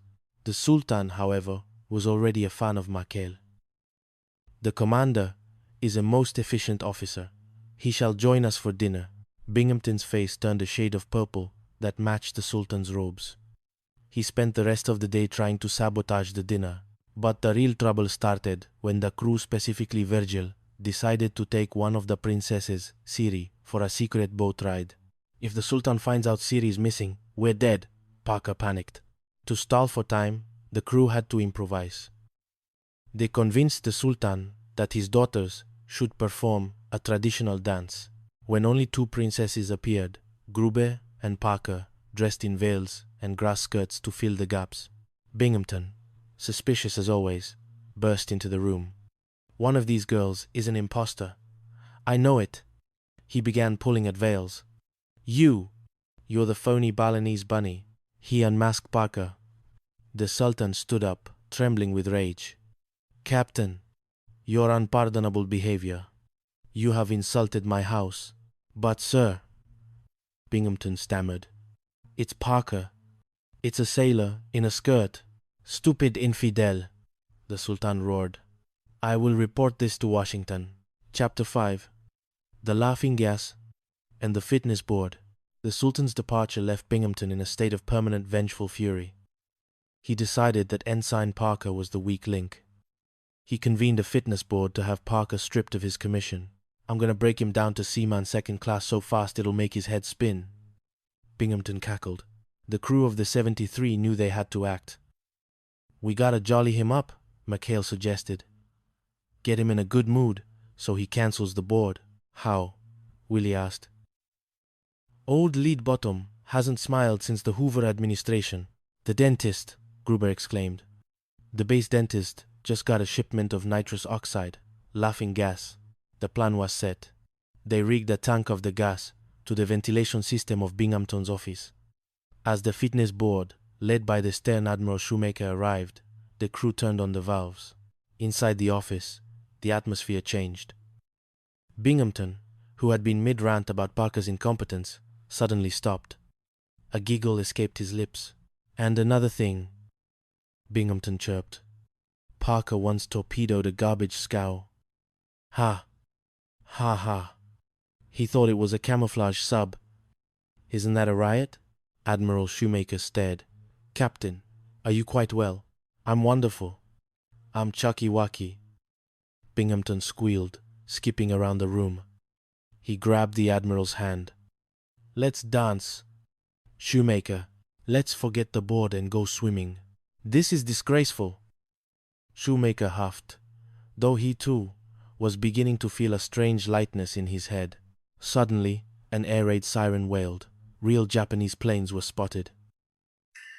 Parker, in a state of sheer panic, stumbled out onto the deck. In his confusion, he tripped, fell against a machine gun, and accidentally fired a burst that clipped the wing of a passing Zero. The plane went down in a plume of smoke. Did you see that? Shoemaker shouted, leaning out the window and inhaling a fresh burst of gas. Dead-eye Parker. He stood in the face of death and laughed. He's a hero. Binghamton, now fully under the influence, was hanging out the window. Wowie wowie wow wow. Go get him, Chucky Wucky. By the time the gas wore off, Parker had been awarded a commendation, and the fitness board was cancelled. Binghamton woke up with a headache and a vague memory of calling the Admiral Shui Wei, but for the moment, the 73 was safe. Chapter 6. The Ghost of PT-13. Binghamton's next scheme involved psychological warfare.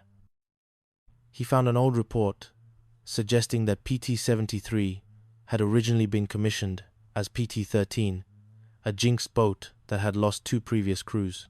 If I can convince them the boat is haunted, they'll all put in for transfers, Binghamton told Carpenter. The crew began to hear strange noises. Engines started by themselves at night. Lights flickered. It's a ghost ship, Parker wailed, hiding under his bunk. But McHale smelled a rat, or rather, a Binghamton. That night, the crew dressed in white sheets and rigged the boat with eerie glowing paint. They snuck into Binghamton's quarters while he was sleeping. Wallace B. Binghamton. McHale whispered through a megaphone, his voice echoing. Binghamton bolted upright. Who's there? Carpenter. We are the ghosts of PT-13, the crew chanted. We've come to take you with us to the big PT boat in the sky. No, no, Binghamton screamed, diving under his covers. I'm a superior officer. You can't haunt me. It's against regulations. Give us the transfers, Wallace. The ghost demanded. Sign them, or stay with us. Forever. Binghamton scrambled for his pen, signing whatever papers were thrust in front of him. The next morning, he found he had signed a series of requisitions for a year's supply of steaks, 3 cases of bourbon, and a week's leave for the entire crew. Chapter 7. Sydney the Alligator. Life on Taratupa took a turn for the surreal when the crew adopted a mascot, an alligator they named Sydney. Sydney was surprisingly friendly, provided you fed him Ensign Parker's mother's peanut butter sandwiches. The trouble started when Binghamton decided to trap the crew using a wallet full of marked bills. He accidentally dropped the wallet near the 73's shack, waiting for someone to steal it. Sydney, ever the scavenger, found the wallet and brought it to the 73. Oh, no, Parker gasped. Sydney ate the captain. This is all that's left his ID card. Hip, hip, hooray. The crew cheered, but Binghamton was very much alive. He burst in, flanked by guards. I've got you. Theft of the base payroll. I dropped a wallet with $900, and you swiped it. We didn't swipe it, sir, McHale said calmly. An alligator stole it. An alligator? Do you think I'm a fool? Binghamton roared. I'm convening a court-martial. The trial was a circus. Parker acted as his own defense attorney. I object. Your Honor, you can't call Sidney stupid. He had an unhappy childhood. Order, the judge shouted. Produce the alligator, or I'll pass judgment. The crew dragged Sidney into the courtroom. The alligator was wearing a small navy cap. Now, Sidney, McHale coached, tell the court the truth. Sidney yawned, and a wallet fell out of his mouth. It was indeed Binghamton's wallet. But there was a catch. The marked bills were gone. In their place were several half-eaten peanut butter sandwiches. He ate the money, Carpenter cried. Aha, Parker shouted. Since the evidence has been consumed by a non-military entity, I demand a dismissal. Binghamton fainted, and Sidney was promoted to an honorary mascot, much to the captain's eternal chagrin. Chapter 8. The Great Payroll Heist in New Caledonia. The final showdown took place in New Caledonia. Binghamton had been forced to take the 73 to pick up the base payroll, $62,000 in cash. I don't trust you, McHale, Binghamton sneered. I'm coming with you to supervise. In Noumea, Parker was tasked with carrying the bag of money. He managed to get separated from the group and ended up in a chase through the narrow streets, pursued by a group of French pickpockets and a woman in a greenish-red dress that he couldn't stop describing. I lost it, Parker sobbed when he finally found McHale. The money! It's gone! Gone? Binghamton shrieked. That's it! Grand larceny! You're all going to the brig for life. They tracked the thieves to a local warehouse. A firefight broke out, not with bullets, but with whatever was at hand. Parker found an old, decorative cannon, and in a moment of desperate inspiration, stuffed a fuse into it. Don't fire that, McHale yelled. It's a relic. Boom. The cannon exploded, but instead of a ball, it rained cash. The thieves had used the cannon as a hiding spot for the payroll. Look, Gruber shouted. It's manna from heaven. Bills fluttered down like green snow. Binghamton stood in the middle of the street, frantically trying to catch the flying money. 1, 2, 3. Binghamton counted, his eyes darting wildly. McHale, you're still under arrest. 4, obstructing a cannon. But, sir, McHale smiled, we found the money.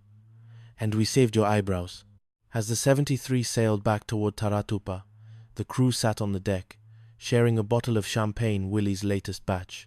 Behind them, in the distance, they could still hear Binghamton's voice echoing across the water. Wow, wow, wow, wow. McHale, I'll get you for this. If it's the last thing I do, McHale tipped his cap. Wowie, wowie, wow, wow, Captain. Wowie, wowie, wow, wow. The end. The Pirates of Taratupa. A novel of high seas and higher absurdity. Chapter 1. The Shadow of Iron Pants. The Pacific sun was a relentless golden hammer, beating down on the corrugated tin roofs of Taratupa Island. It was a place where the humidity was thick enough to chew, and the only thing more volatile than the tropical weather was the temperament of Captain Wallace B. Binghamton. Binghamton sat in his office, his eyes bulging as he stared at the supply manifest. Wow, wow, wow, wow, he barked, his voice climbing an octave with every wow. He looked across his desk at his sycophantic aide, Lieutenant Elroy Carpenter. Two garter belts. Carpenter, you are the supply officer here. If the nurses need garter belts, then you snap to it. I mean, you shake a leg. Oh, you know what I mean. Yes, sir. Right away, sir. Carpenter squeaked, nearly tripping over his own feet. Binghamton slumped back, his stomach churning. What a war. Everything is on my shoulders. Sinks are backing up in the Petty Officers Club. The nurses are losing their hosiery. And to top it all off, he paused, his face turning a shade of pale green. I just got a message. Admiral Rafferty is arriving today on a sneak inspection. Carpenter gasped. Iron Pants Rafferty? Coming here? Iron Pants. Binghamton whispered, the name sounding like a death knell. He's going to see this mess. He's going to see McHale's crew running around like a bunch of South Sea pirates. My career is over, Carpenter. Unless a slow, predatory grin spread across Binghamton's face. It was the look of a man who had just realized he could push someone else in front of a moving train. If I were sick, terribly, incapacitatingly sick, I would have to appoint an acting base commander. Someone to take the heat. Someone for the Admiral to scream at. Sir, you don't mean... I mean McHale, Binghamton shouted, jumping up. With McHale and his cutthroats in charge, they'll run wild. They'll destroy themselves right in front of the Admiral. It's brilliant. Carpenter, call the medic. I'm dying. I'm fading fast. Chapter 2. The Acting Commander. Commander Quentin Machale was a man who preferred the spray of salt water to the smell of mimeograph ink. When he was summoned to Binghamton's bedside, he found the captain draped in a robe, groaning like a wounded water buffalo. "Oh, McHale," Binghamton moaned, clutching a bottle of indigestion pills. "The tests, they haven't come back. But I'm in bad shape. Terribly bad shape." McHale, a seasoned veteran of both naval warfare and Binghamton's theatrics, leaned back. "Gee, Captain, I'm sorry. Maybe you just need some rest." "Rest? No, the base needs a leader," Binghamton cried, suddenly sitting up with suspicious vigor. "I'm appointing you the acting base commander, McHale, and because I care about your success, I'm appointing your ensign, Parker, as the acting executive officer."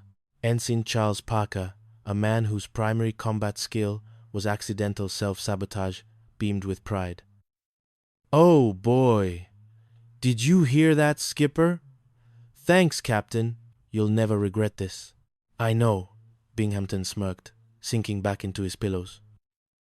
Within an hour, the administration building of Taratupa was under new management. It was, quite literally, the lunatics taking over the asylum. "Executive Officer Parker here." Parker shouted into the telephone, which he was currently holding upside down. "What? The sinks are plugged? Well, tell the petty officers to use a bucket. I'm busy conducting important naval business." McHale sat at Binghamton's desk, his feet up. The crew of the PT. 73 Gruber, Virgil, Christie, and the rest were treating the office like a clubhouse. "Hey, Skip," Gruber said, leaning against a filing cabinet. "The boys were wondering if we could throw a little shindig, you know, a bit of a wingding to celebrate the new job." McHale grinned. "Gruber, my orders are full speed ahead. If the boys want action, give them action. To the moon, Skip." Gruber cheered. What McHale didn't know was that full speed ahead meant Gruber was opening a makeshift casino, a hula show, and a black market souvenir stand right in the middle of the base. By the time the dust settled, Taratupa looked less like a naval station and more like a chaotic carnival. Chapter 3. The Hula and the Admiral. While McHale was busy juggling a dozen crises, including a shortage of garter belts and an air raid siren that wouldn't stop screaming, Admiral Iron Pants Rafferty arrived. He was a man with a jaw made of granite and a temperament to match. Binghamton, watching from his hospital window, was ecstatic. "Look at it, Carpenter. A regular Roman orgy. Hula, girls, gambling, chaos. McHale is finished." McHale, alerted to the Admiral's arrival, panicked. "Parker, get those girls out of here. Hide them." "Where?" "Skip." Parker yelped. "The air raid shelter. Move." As the Admiral's jeep pulled up, McHale and Parker stood at stiff attention, looking like they were trying to hold back a sneeze. "Welcome to Taratupa, sir," McHale barked. "Acting Base Commander McHale at your service." Rafferty looked at Parker, who was wearing a flower lei over his uniform. "What the devil is that thing around your neck, Ensign?" "Oh, an old native custom, sir," Parker squeaked. "Welcome ashore. Aloha." And all that gibberish. Binghamton, unable to contain his glee, burst out of the hospital in his pajamas. "Admiral, Admiral, you must go to the air raid shelter, right now. It's disgraceful, disgraceful." "Binghamton, what are you doing out of bed?" Rafferty growled. "Never mind my health, sir." The hula girls, they're in the shelter. McHale has turned this base into a madhouse. They march to the shelter, Binghamton leading the way with a triumphant strut. He flung open the heavy steel door. There! Look at the evidence. The shelter was empty. Or rather, it contained only a very confused-looking PT-73 crewman holding a fire extinguisher. "Fire drill, sir," Parker shouted, his voice cracking. 100% successful. Rafferty turned on Binghamton.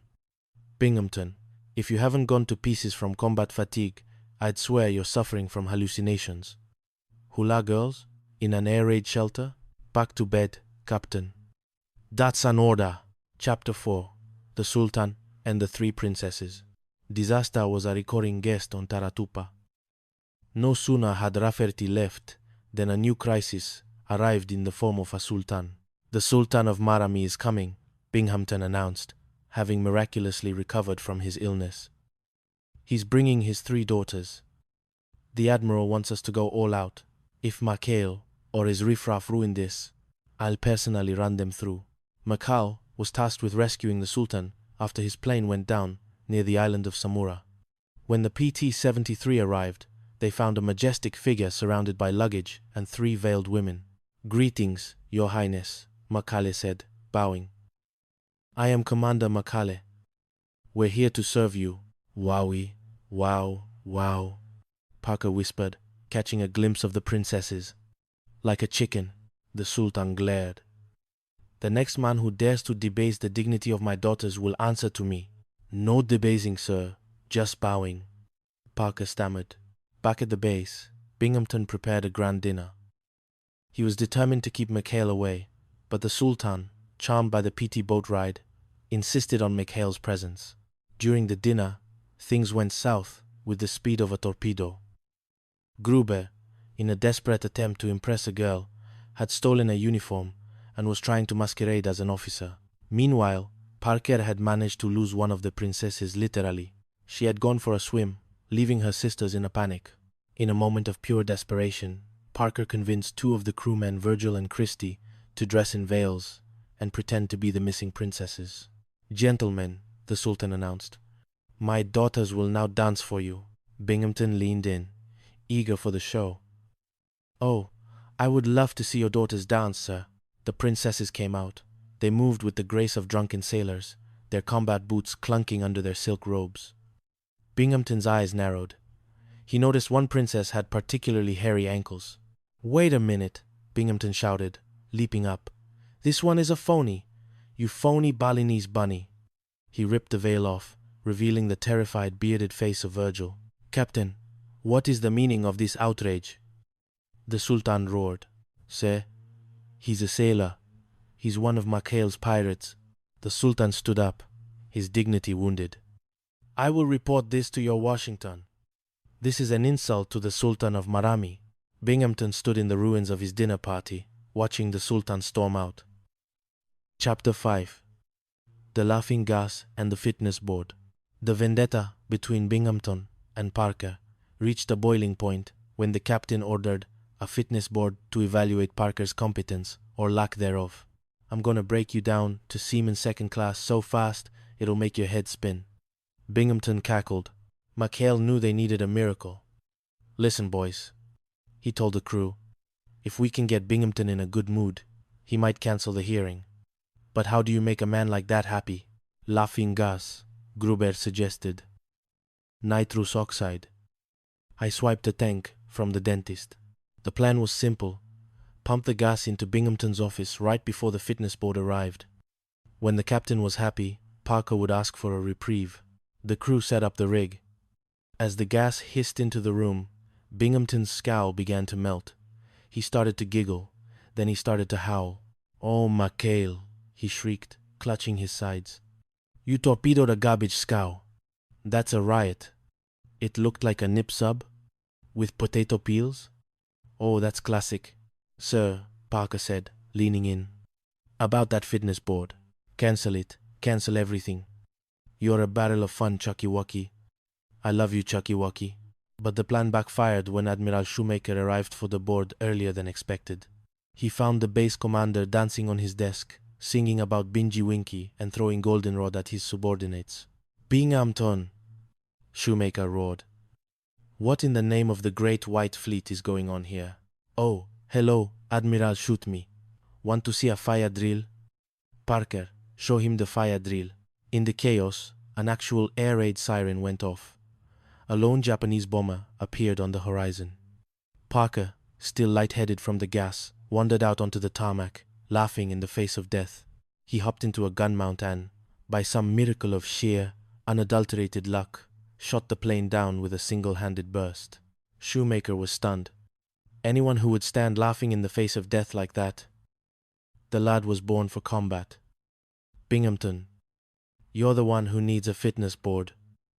This man is a hero. Binghamton slumped against his desk as the gas wore off. Chapter 6. The witness named Sidney. The ultimate showdown occurred when the base payroll $62,000 in small, unmarked bills went missing. I've outsmarted you this time, McHale, Binghamton declared. He had marked the bills and placed them in a wallet, which he then accidentally dropped near the PT-73 shack as bait. But before any of the crew could find it, an alligator named Sidney, a friendly reptile, the crew had adopted as a mascot, swiped the wallet. Sir, an alligator stole your money, McHale explained. An alligator? You think I'm a fool, McHale. You're all under arrest for grand larceny. The court-martial of Ensign Parker was a circus. Binghamton acted as the prosecutor, pacing back and forth with theatrical flair. I intend to prove that this deceitful, thieving ensign stole my wallet. Thieving, they. I object, Parker shouted. I demand a mistrial on the grounds of temporary insanity. Whose insanity? The judge asked. The alligator's. Sir, he was crazy about my mother's peanut butter. Just as the judge was about to deliver a verdict, McHale burst into the courtroom. Your Honor, we have new evidence. Bring in the key witness. The crew marched in, carrying Sidney the alligator. The courtroom erupted in screams. Order, order. The judge pounded his gavel. Open up, Sidney, McHale commanded. Sidney opened his massive jaws, and out dropped the marked wallet, right onto the judge's desk. Exhibit A, McHale said coolly. Binghamton turned white. It's a frame-up. They planted that phony wallet on a poor, unsuspecting alligator. But it was too late. Lieutenant Carpenter, under pressure, admitted the truth. Sir, it was a trap. Captain Binghamton set the whole thing to frame Commander McHale. The judge glared at Binghamton. Captain, I suggest you drop these charges before I charge you with filing a false report. And get that reptile out of my court. Chapter 7. The Ghost of PT-13.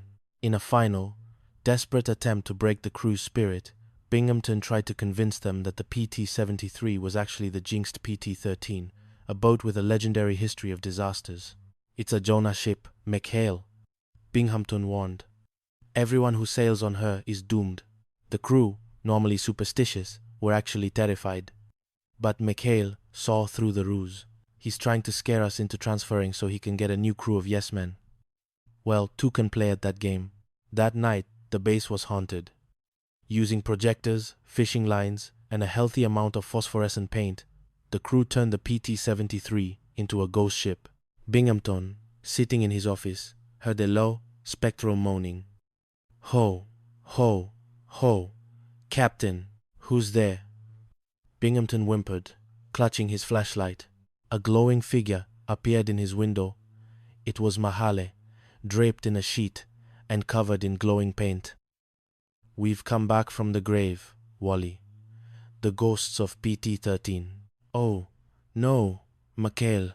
I thought you were dead. We all dead, Wally. And we want our transfers back. Give them to us, or we'll haunt you until you join us in the big PT boat in the sky. Binghamton scrambled to his desk, grabbed the transfer papers, and flung them out the window. Take them! Just leave me alone. The next morning, McHale and his crew were back at work. The transfers safely burned. Good morning, Captain. McHale cheered as he walked past Binghamton. Lovely day for a patrol, isn't it? Binghamton stared at them, his eyes twitching. He looked at a ladder leaning against a wall and veered wildly away from it. Superstitious? Me? Never. Chapter 8. The New Caledonia Payroll Caper. The final adventure took the crew to New Caledonia to pick up a new payroll. Parker, tasked with carrying the bag, managed to get himself knocked out in a French cafe. When he woke up, the money was gone. The only thing I saw was a girl's ankle, Parker moaned. She had a birthmark, a little brown heart. A girl with a heart on her ankle, Mikhail mused. That's our only lead. Find the girl, find the money. The crew scoured the streets of New Caledonia, lifting tablecloths and peeking under benches, much to the chagrin of the local ladies. They eventually spotted a shifty-looking man in a grey suit carrying the payroll bag, accompanied by a girl in a red dress. A high-speed chase through the city ensued, involving a vegetable cart, a runaway jeep, and an ancient, ceremonial cannon. Binghamton, who had followed them to New Caledonia to catch them in the act, was right on their heels. "I've got you this time, Mahale. You've lost the payroll. You're finished." The chase ended at the town square. The crooks, cornered, hid the money bag inside the mouth of the old cannon. As the crew and Binghamton converged, a Japanese Zero, a rare straggler, spotted the commotion and began a strafing run. "Take cover!" Mikhail shouted. Parker, in a moment of frantic bravery, grabbed a torch and lit the fuse of the ancient cannon. Boom! The cannon roared. It didn't fire a ball, but it did fire something much more valuable. The strafing plane, startled by the explosion, peeled away. Meanwhile, the town square was suddenly filled with a blizzard of green paper. "It's raining money!" Gruber screamed. Binghamton stood in the center of the square as $100 bills fluttered down like snow, sticking to his damp uniform. 42,365. Parker began to count, picking a bill off Binghamton's nose. "I wasn't worried for a second, Captain," Mikhail said, leaning against the cannon. "Just another day of protecting the Navy's interests." "Matru na." Binghamton looked at the money, then at Mikhail, then up at the sky. He didn't scream, he didn't shout. He simply sat down on the ground and began to count the bills stuck to his legs. 1, 2, 3. The pirates of the PT 73 stood around their captain, the sun setting behind them over the Pacific. They were scoundrels, they were thieves, and they were the biggest headache in the 7th Fleet. But as long as the war lasted, they were the kings of Taratupa. And somewhere, in the distance, Sidney the alligator smiled. The end. The Chronicles of Taratupa, of captains, cutthroats, and alligators. Chapter 1. The Garter Belt Crisis and the Iron Pants Threat. The South Pacific sun beat down on Taratupa Island with the relentless intensity of a drill sergeant with a grudge. Inside the headquarters of the U.S. Naval Base, Captain Wallace B. Binghamton, known to his men, though never to his face, as old Leadbottom was reaching a breaking point that had nothing to do with the Imperial Japanese Navy and everything to do with hosiery. "Wow, wow, wow, wow." Binghamton sputtered, his face turning a shade of purple that rivaled the tropical sunset. He glared at Lieutenant Elroy Carpenter, his sycophantic shadow. "Garter belts, Carpenter. You are the supply officer here. If the nurses need garter belts, you snap to it. Shake a leg." "Oh, you know what I mean." Binghamton slammed a stack of papers onto his desk. To any other officer, the war was about strategy, logistics, and courage. To Binghamton, it was a never-ending parade of clogged sinks, missing nylon, and the constant threat of his career sinking faster than a torpedo tanker. "Everything is on my shoulders," he moaned, clutching his stomach. "And now this." "Carpenter, read that message again." Carpenter, adjusting his glasses with a nervous twitch, cleared his throat. "Sir, it's from a pal of mine at Confleet. Admiral Rafferty is arriving today on a sneak inspection." The color drained from Binghamton's face. "Iron Pants Rafferty? Here? Today?"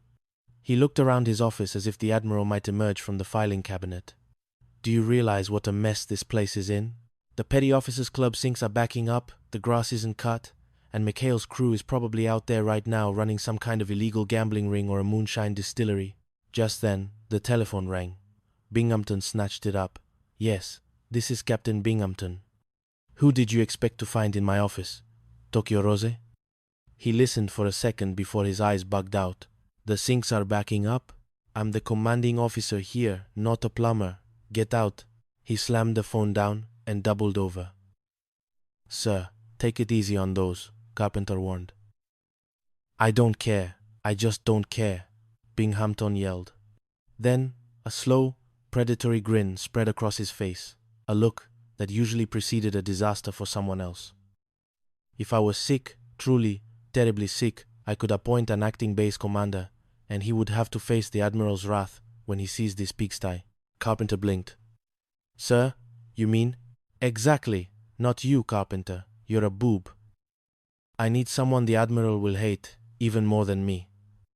Someone whose very existence is an insult to the Navy. I'm appointing Quinton McHale. Quinton, Chapter 2. The happiest illness in history. Lieutenant Commander Quinton McHale was currently enjoying the war from the comfort of a hammock on McHale's Island, a hidden enclave where the rules of the Navy were treated as polite suggestions. His crew, a motley collection of pirates and cutthroats, were busy perfecting a batch of corn mash whiskey when the summons arrived. When McHale reached the base hospital, he found Binghamton draped dramatically across a bed, moaning like a dying whale. Oh, McHale. I'm in bad shape, Binghamton wheezed. The medics don't know what it is. Tests. So many tests.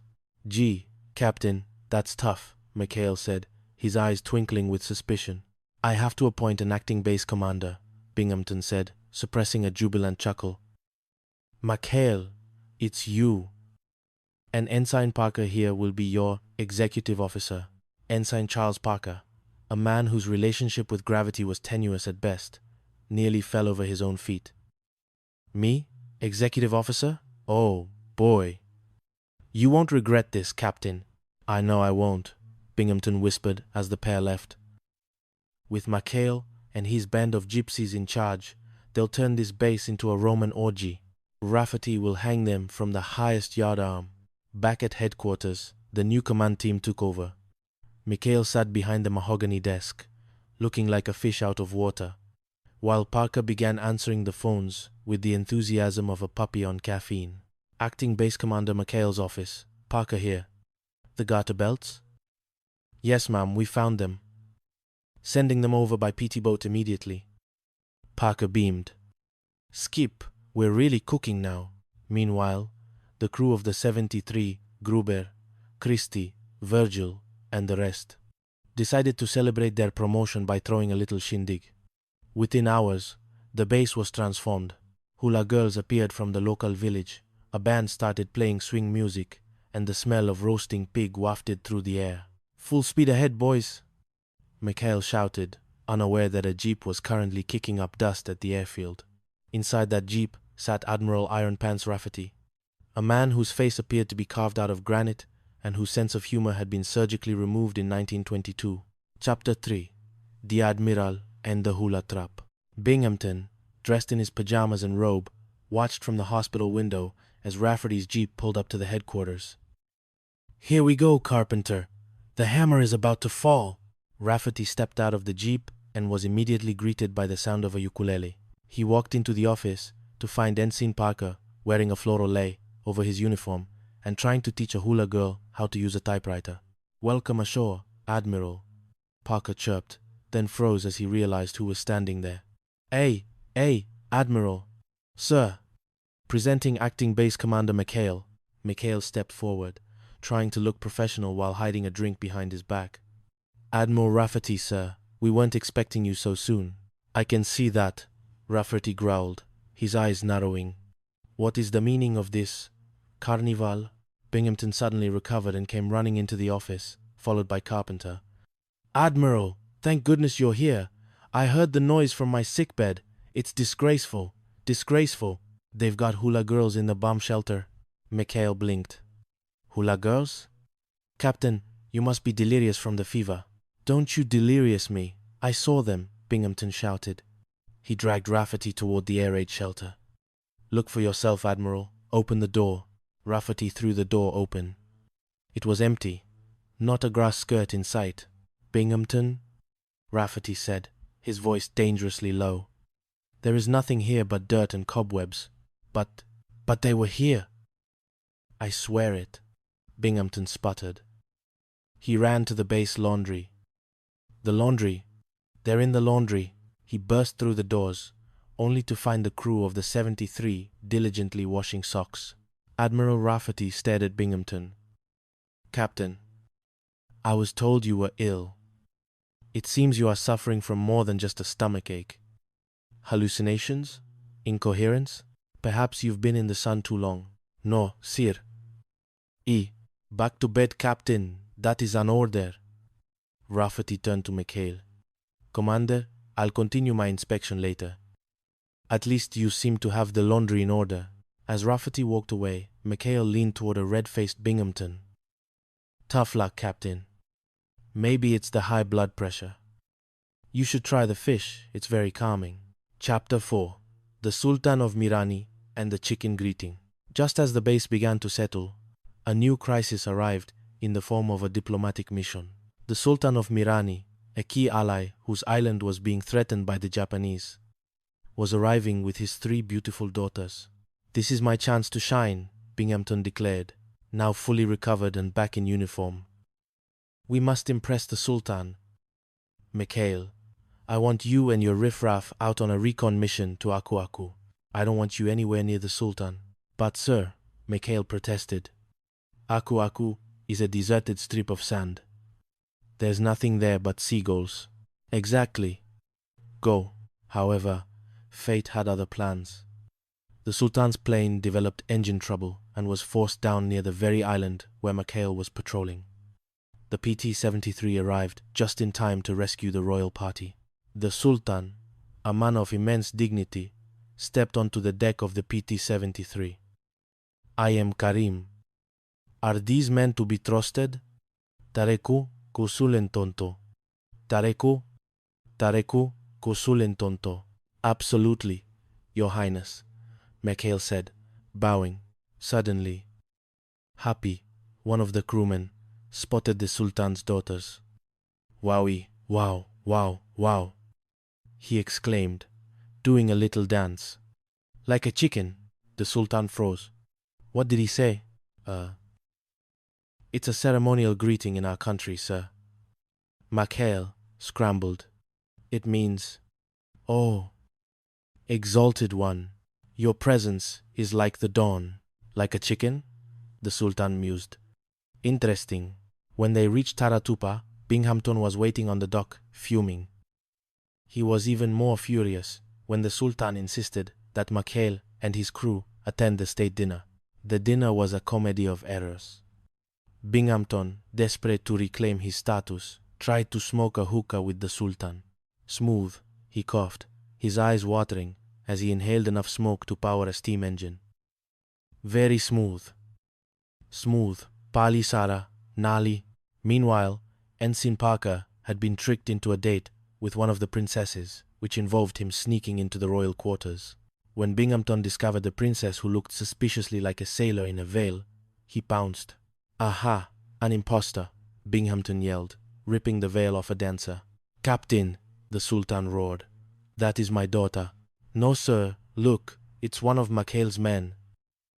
Your unpardonable behavior will be reported to the State Department, the Sultan declared, storming out.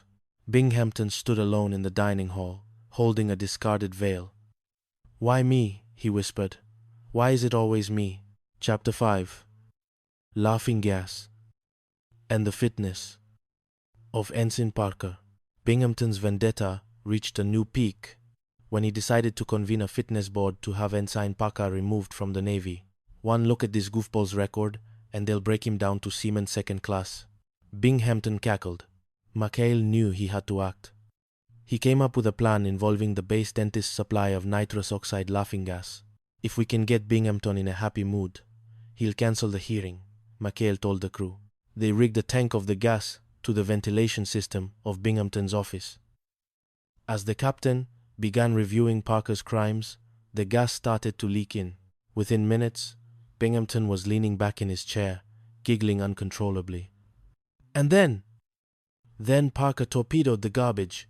Scow! He shrieked with laughter. It's a riot. He's a riot. Chucky Wucky is a riot. So, sir, McHale said, leaning through the window. About that fitness board? Cancel it. Cancel everything. I love everyone. However, the gas wore off just as Admiral Shoemaker, the head of the fitness board, arrived. Binghamton, now grumpy and suffering from a gas-induced headache, pointed a finger at Parker. There he is. The most incompetent officer in the Pacific. Just then, an air raid siren wailed. A Japanese bomber had slipped through the radar. While everyone scrambled for cover, Parker, still dazed and confused, wandered out into the middle of the airfield. He tripped over a machine gun mount, accidentally pulling the trigger. Admiral Shoemaker stared in awe. Magnificent. The man stood laughing in the face of death. He didn't even aim. That's combat nerves of steel. But, Binghamton stuttered. Captain, I think the only fitness board we need is one for you, Shoemaker said. Ensign Parker is a hero. Parker, realizing what he'd done, promptly fainted into McHale's arms. Chapter 6. The Ghost of PT-13.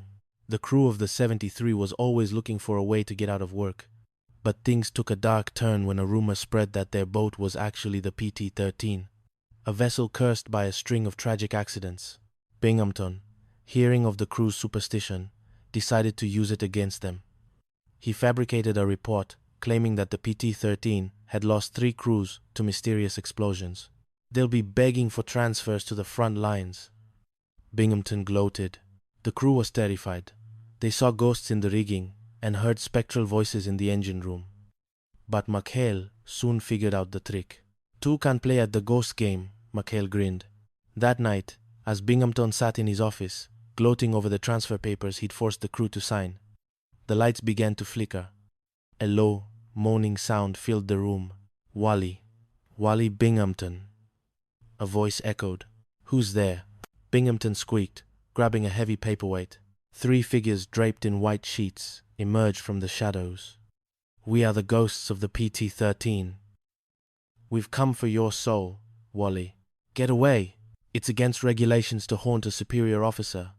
Binghamton screamed. The transfers, Wally.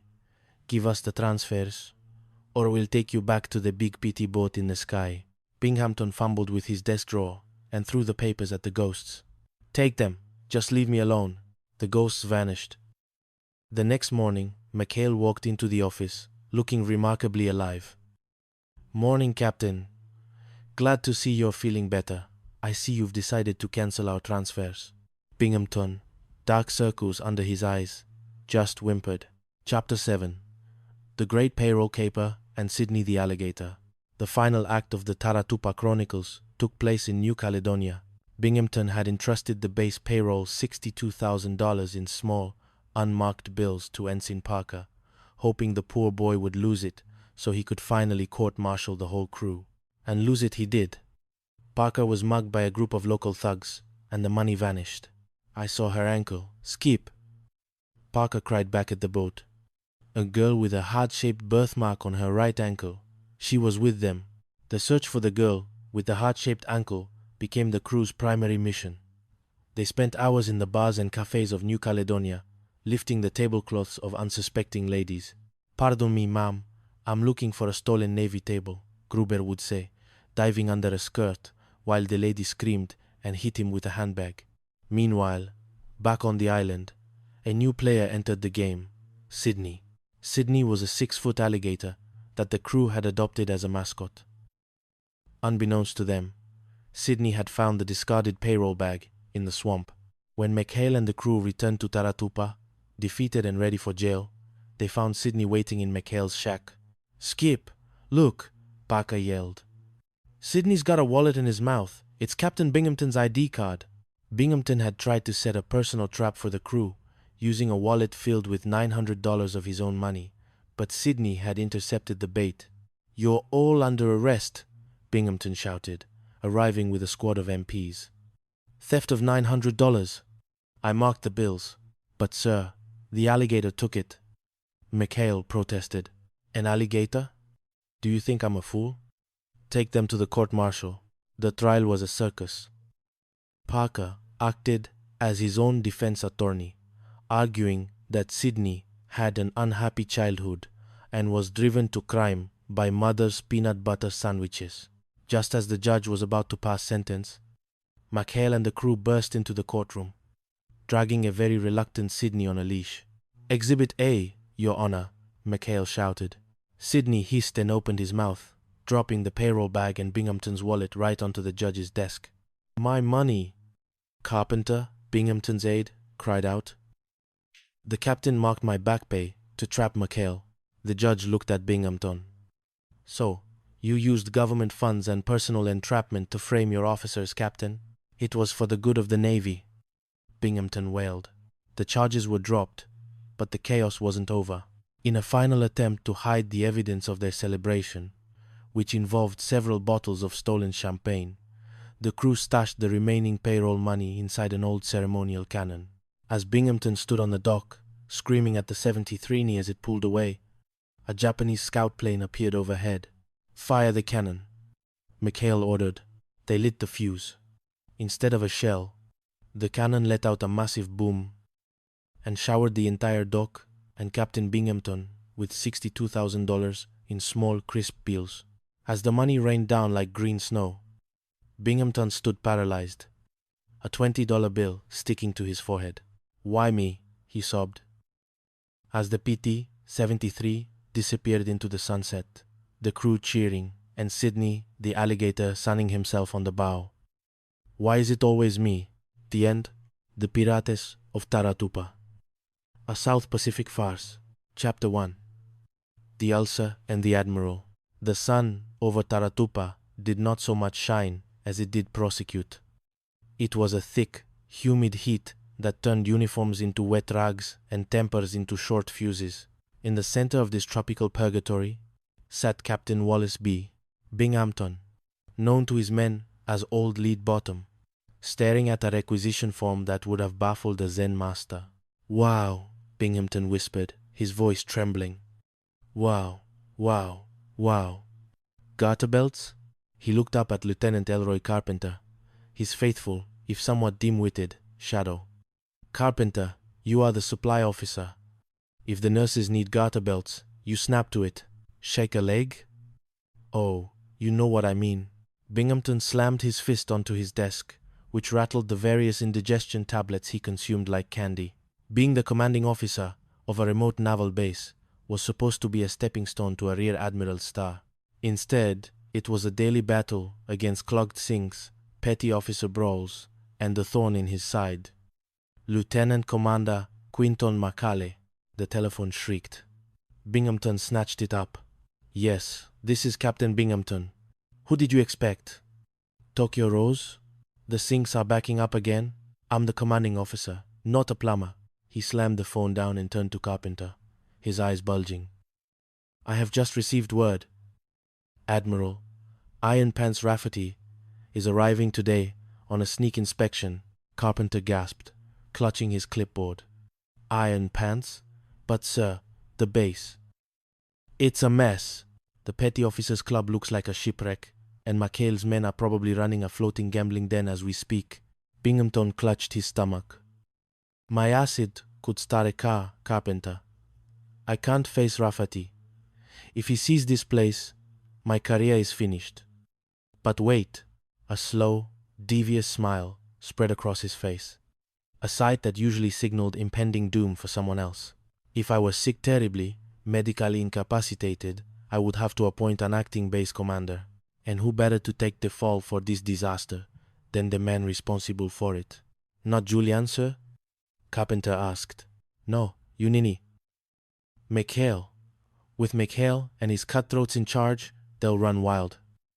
They'll destroy themselves right in front of the Admiral." "It's brilliant. Carpenter, call the medic. I'm dying. I'm practically in the grave." Binghamton collapsed onto his sofa with the dramatic flair of a silent film star. Within the hour, Commander McHale was summoned to the deathbed. Chapter 2. The Inmates Run the Asylum. Quinton McHale entered the infirmary, looking exactly like what he was. A man who spent more time in a grass hut than a formal mess hall. He was followed by Ensign Charles Parker, a man whose primary contribution to the war effort was a perpetual state of nervous exhaustion. "Oh, McHale," Binghamton groaned, clutching a hot water bottle. "The tests. They're bad. I'm in bad shape. I'm appointing you acting base commander." McHale blinked. "Me, sir? Come on, Captain. You must be kidding. I'm a saltwater skipper. I'd be no good behind a desk. It's an order." Binghamton barked, then immediately reverted to a weak whimper. "And Parker. He'll be your executive officer. Go. Take command. This minute." As McHale and Parker left, Binghamton sat up, his illness vanishing instantly. "He fell for it, Carpenter. This is going to be the happiest illness of my life." However, McHale was not a man to let a little thing like regulations get in the way of a good time. As soon as he sat in the big chair, the base transformed. The sinks remained clogged, but the Petty Officers Club was suddenly serving something that smelled suspiciously like corn liquor. "Chief," McHale shouted to his radio man, "what do we have on the garter belt situation?" "Found him, Skip," Chief Bell replied, "sending him over to the nurses' quarters right now." Meanwhile, the crew of the PT-73.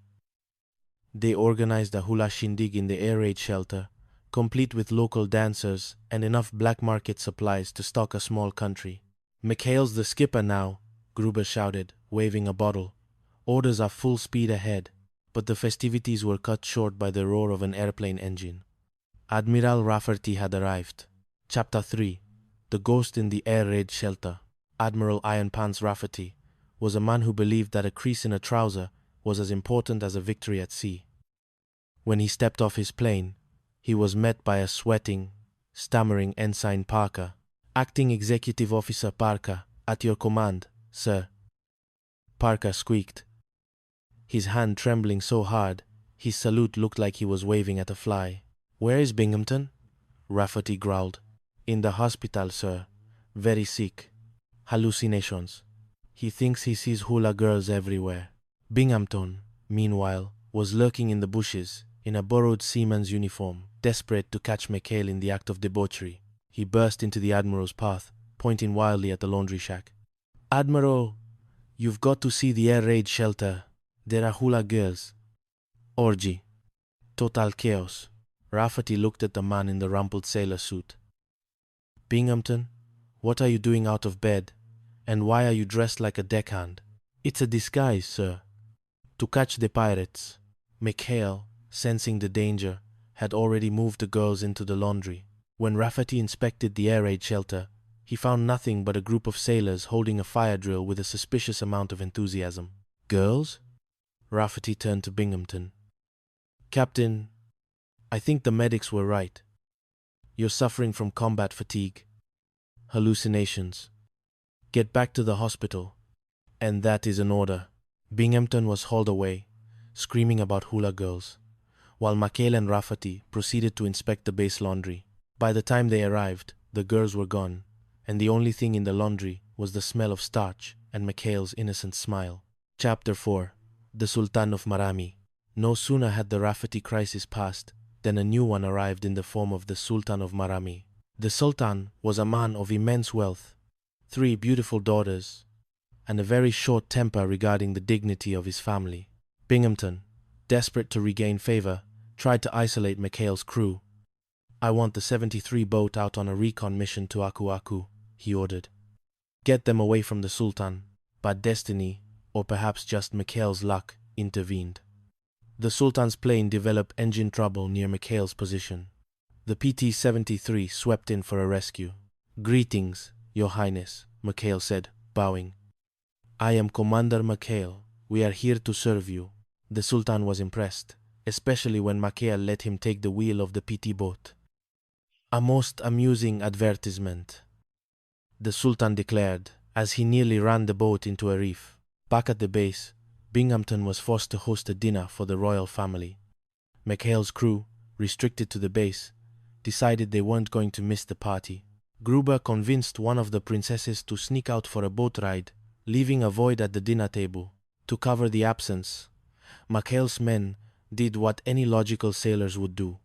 They put on grass skirts and veils. The dinner was a disaster of epic proportions.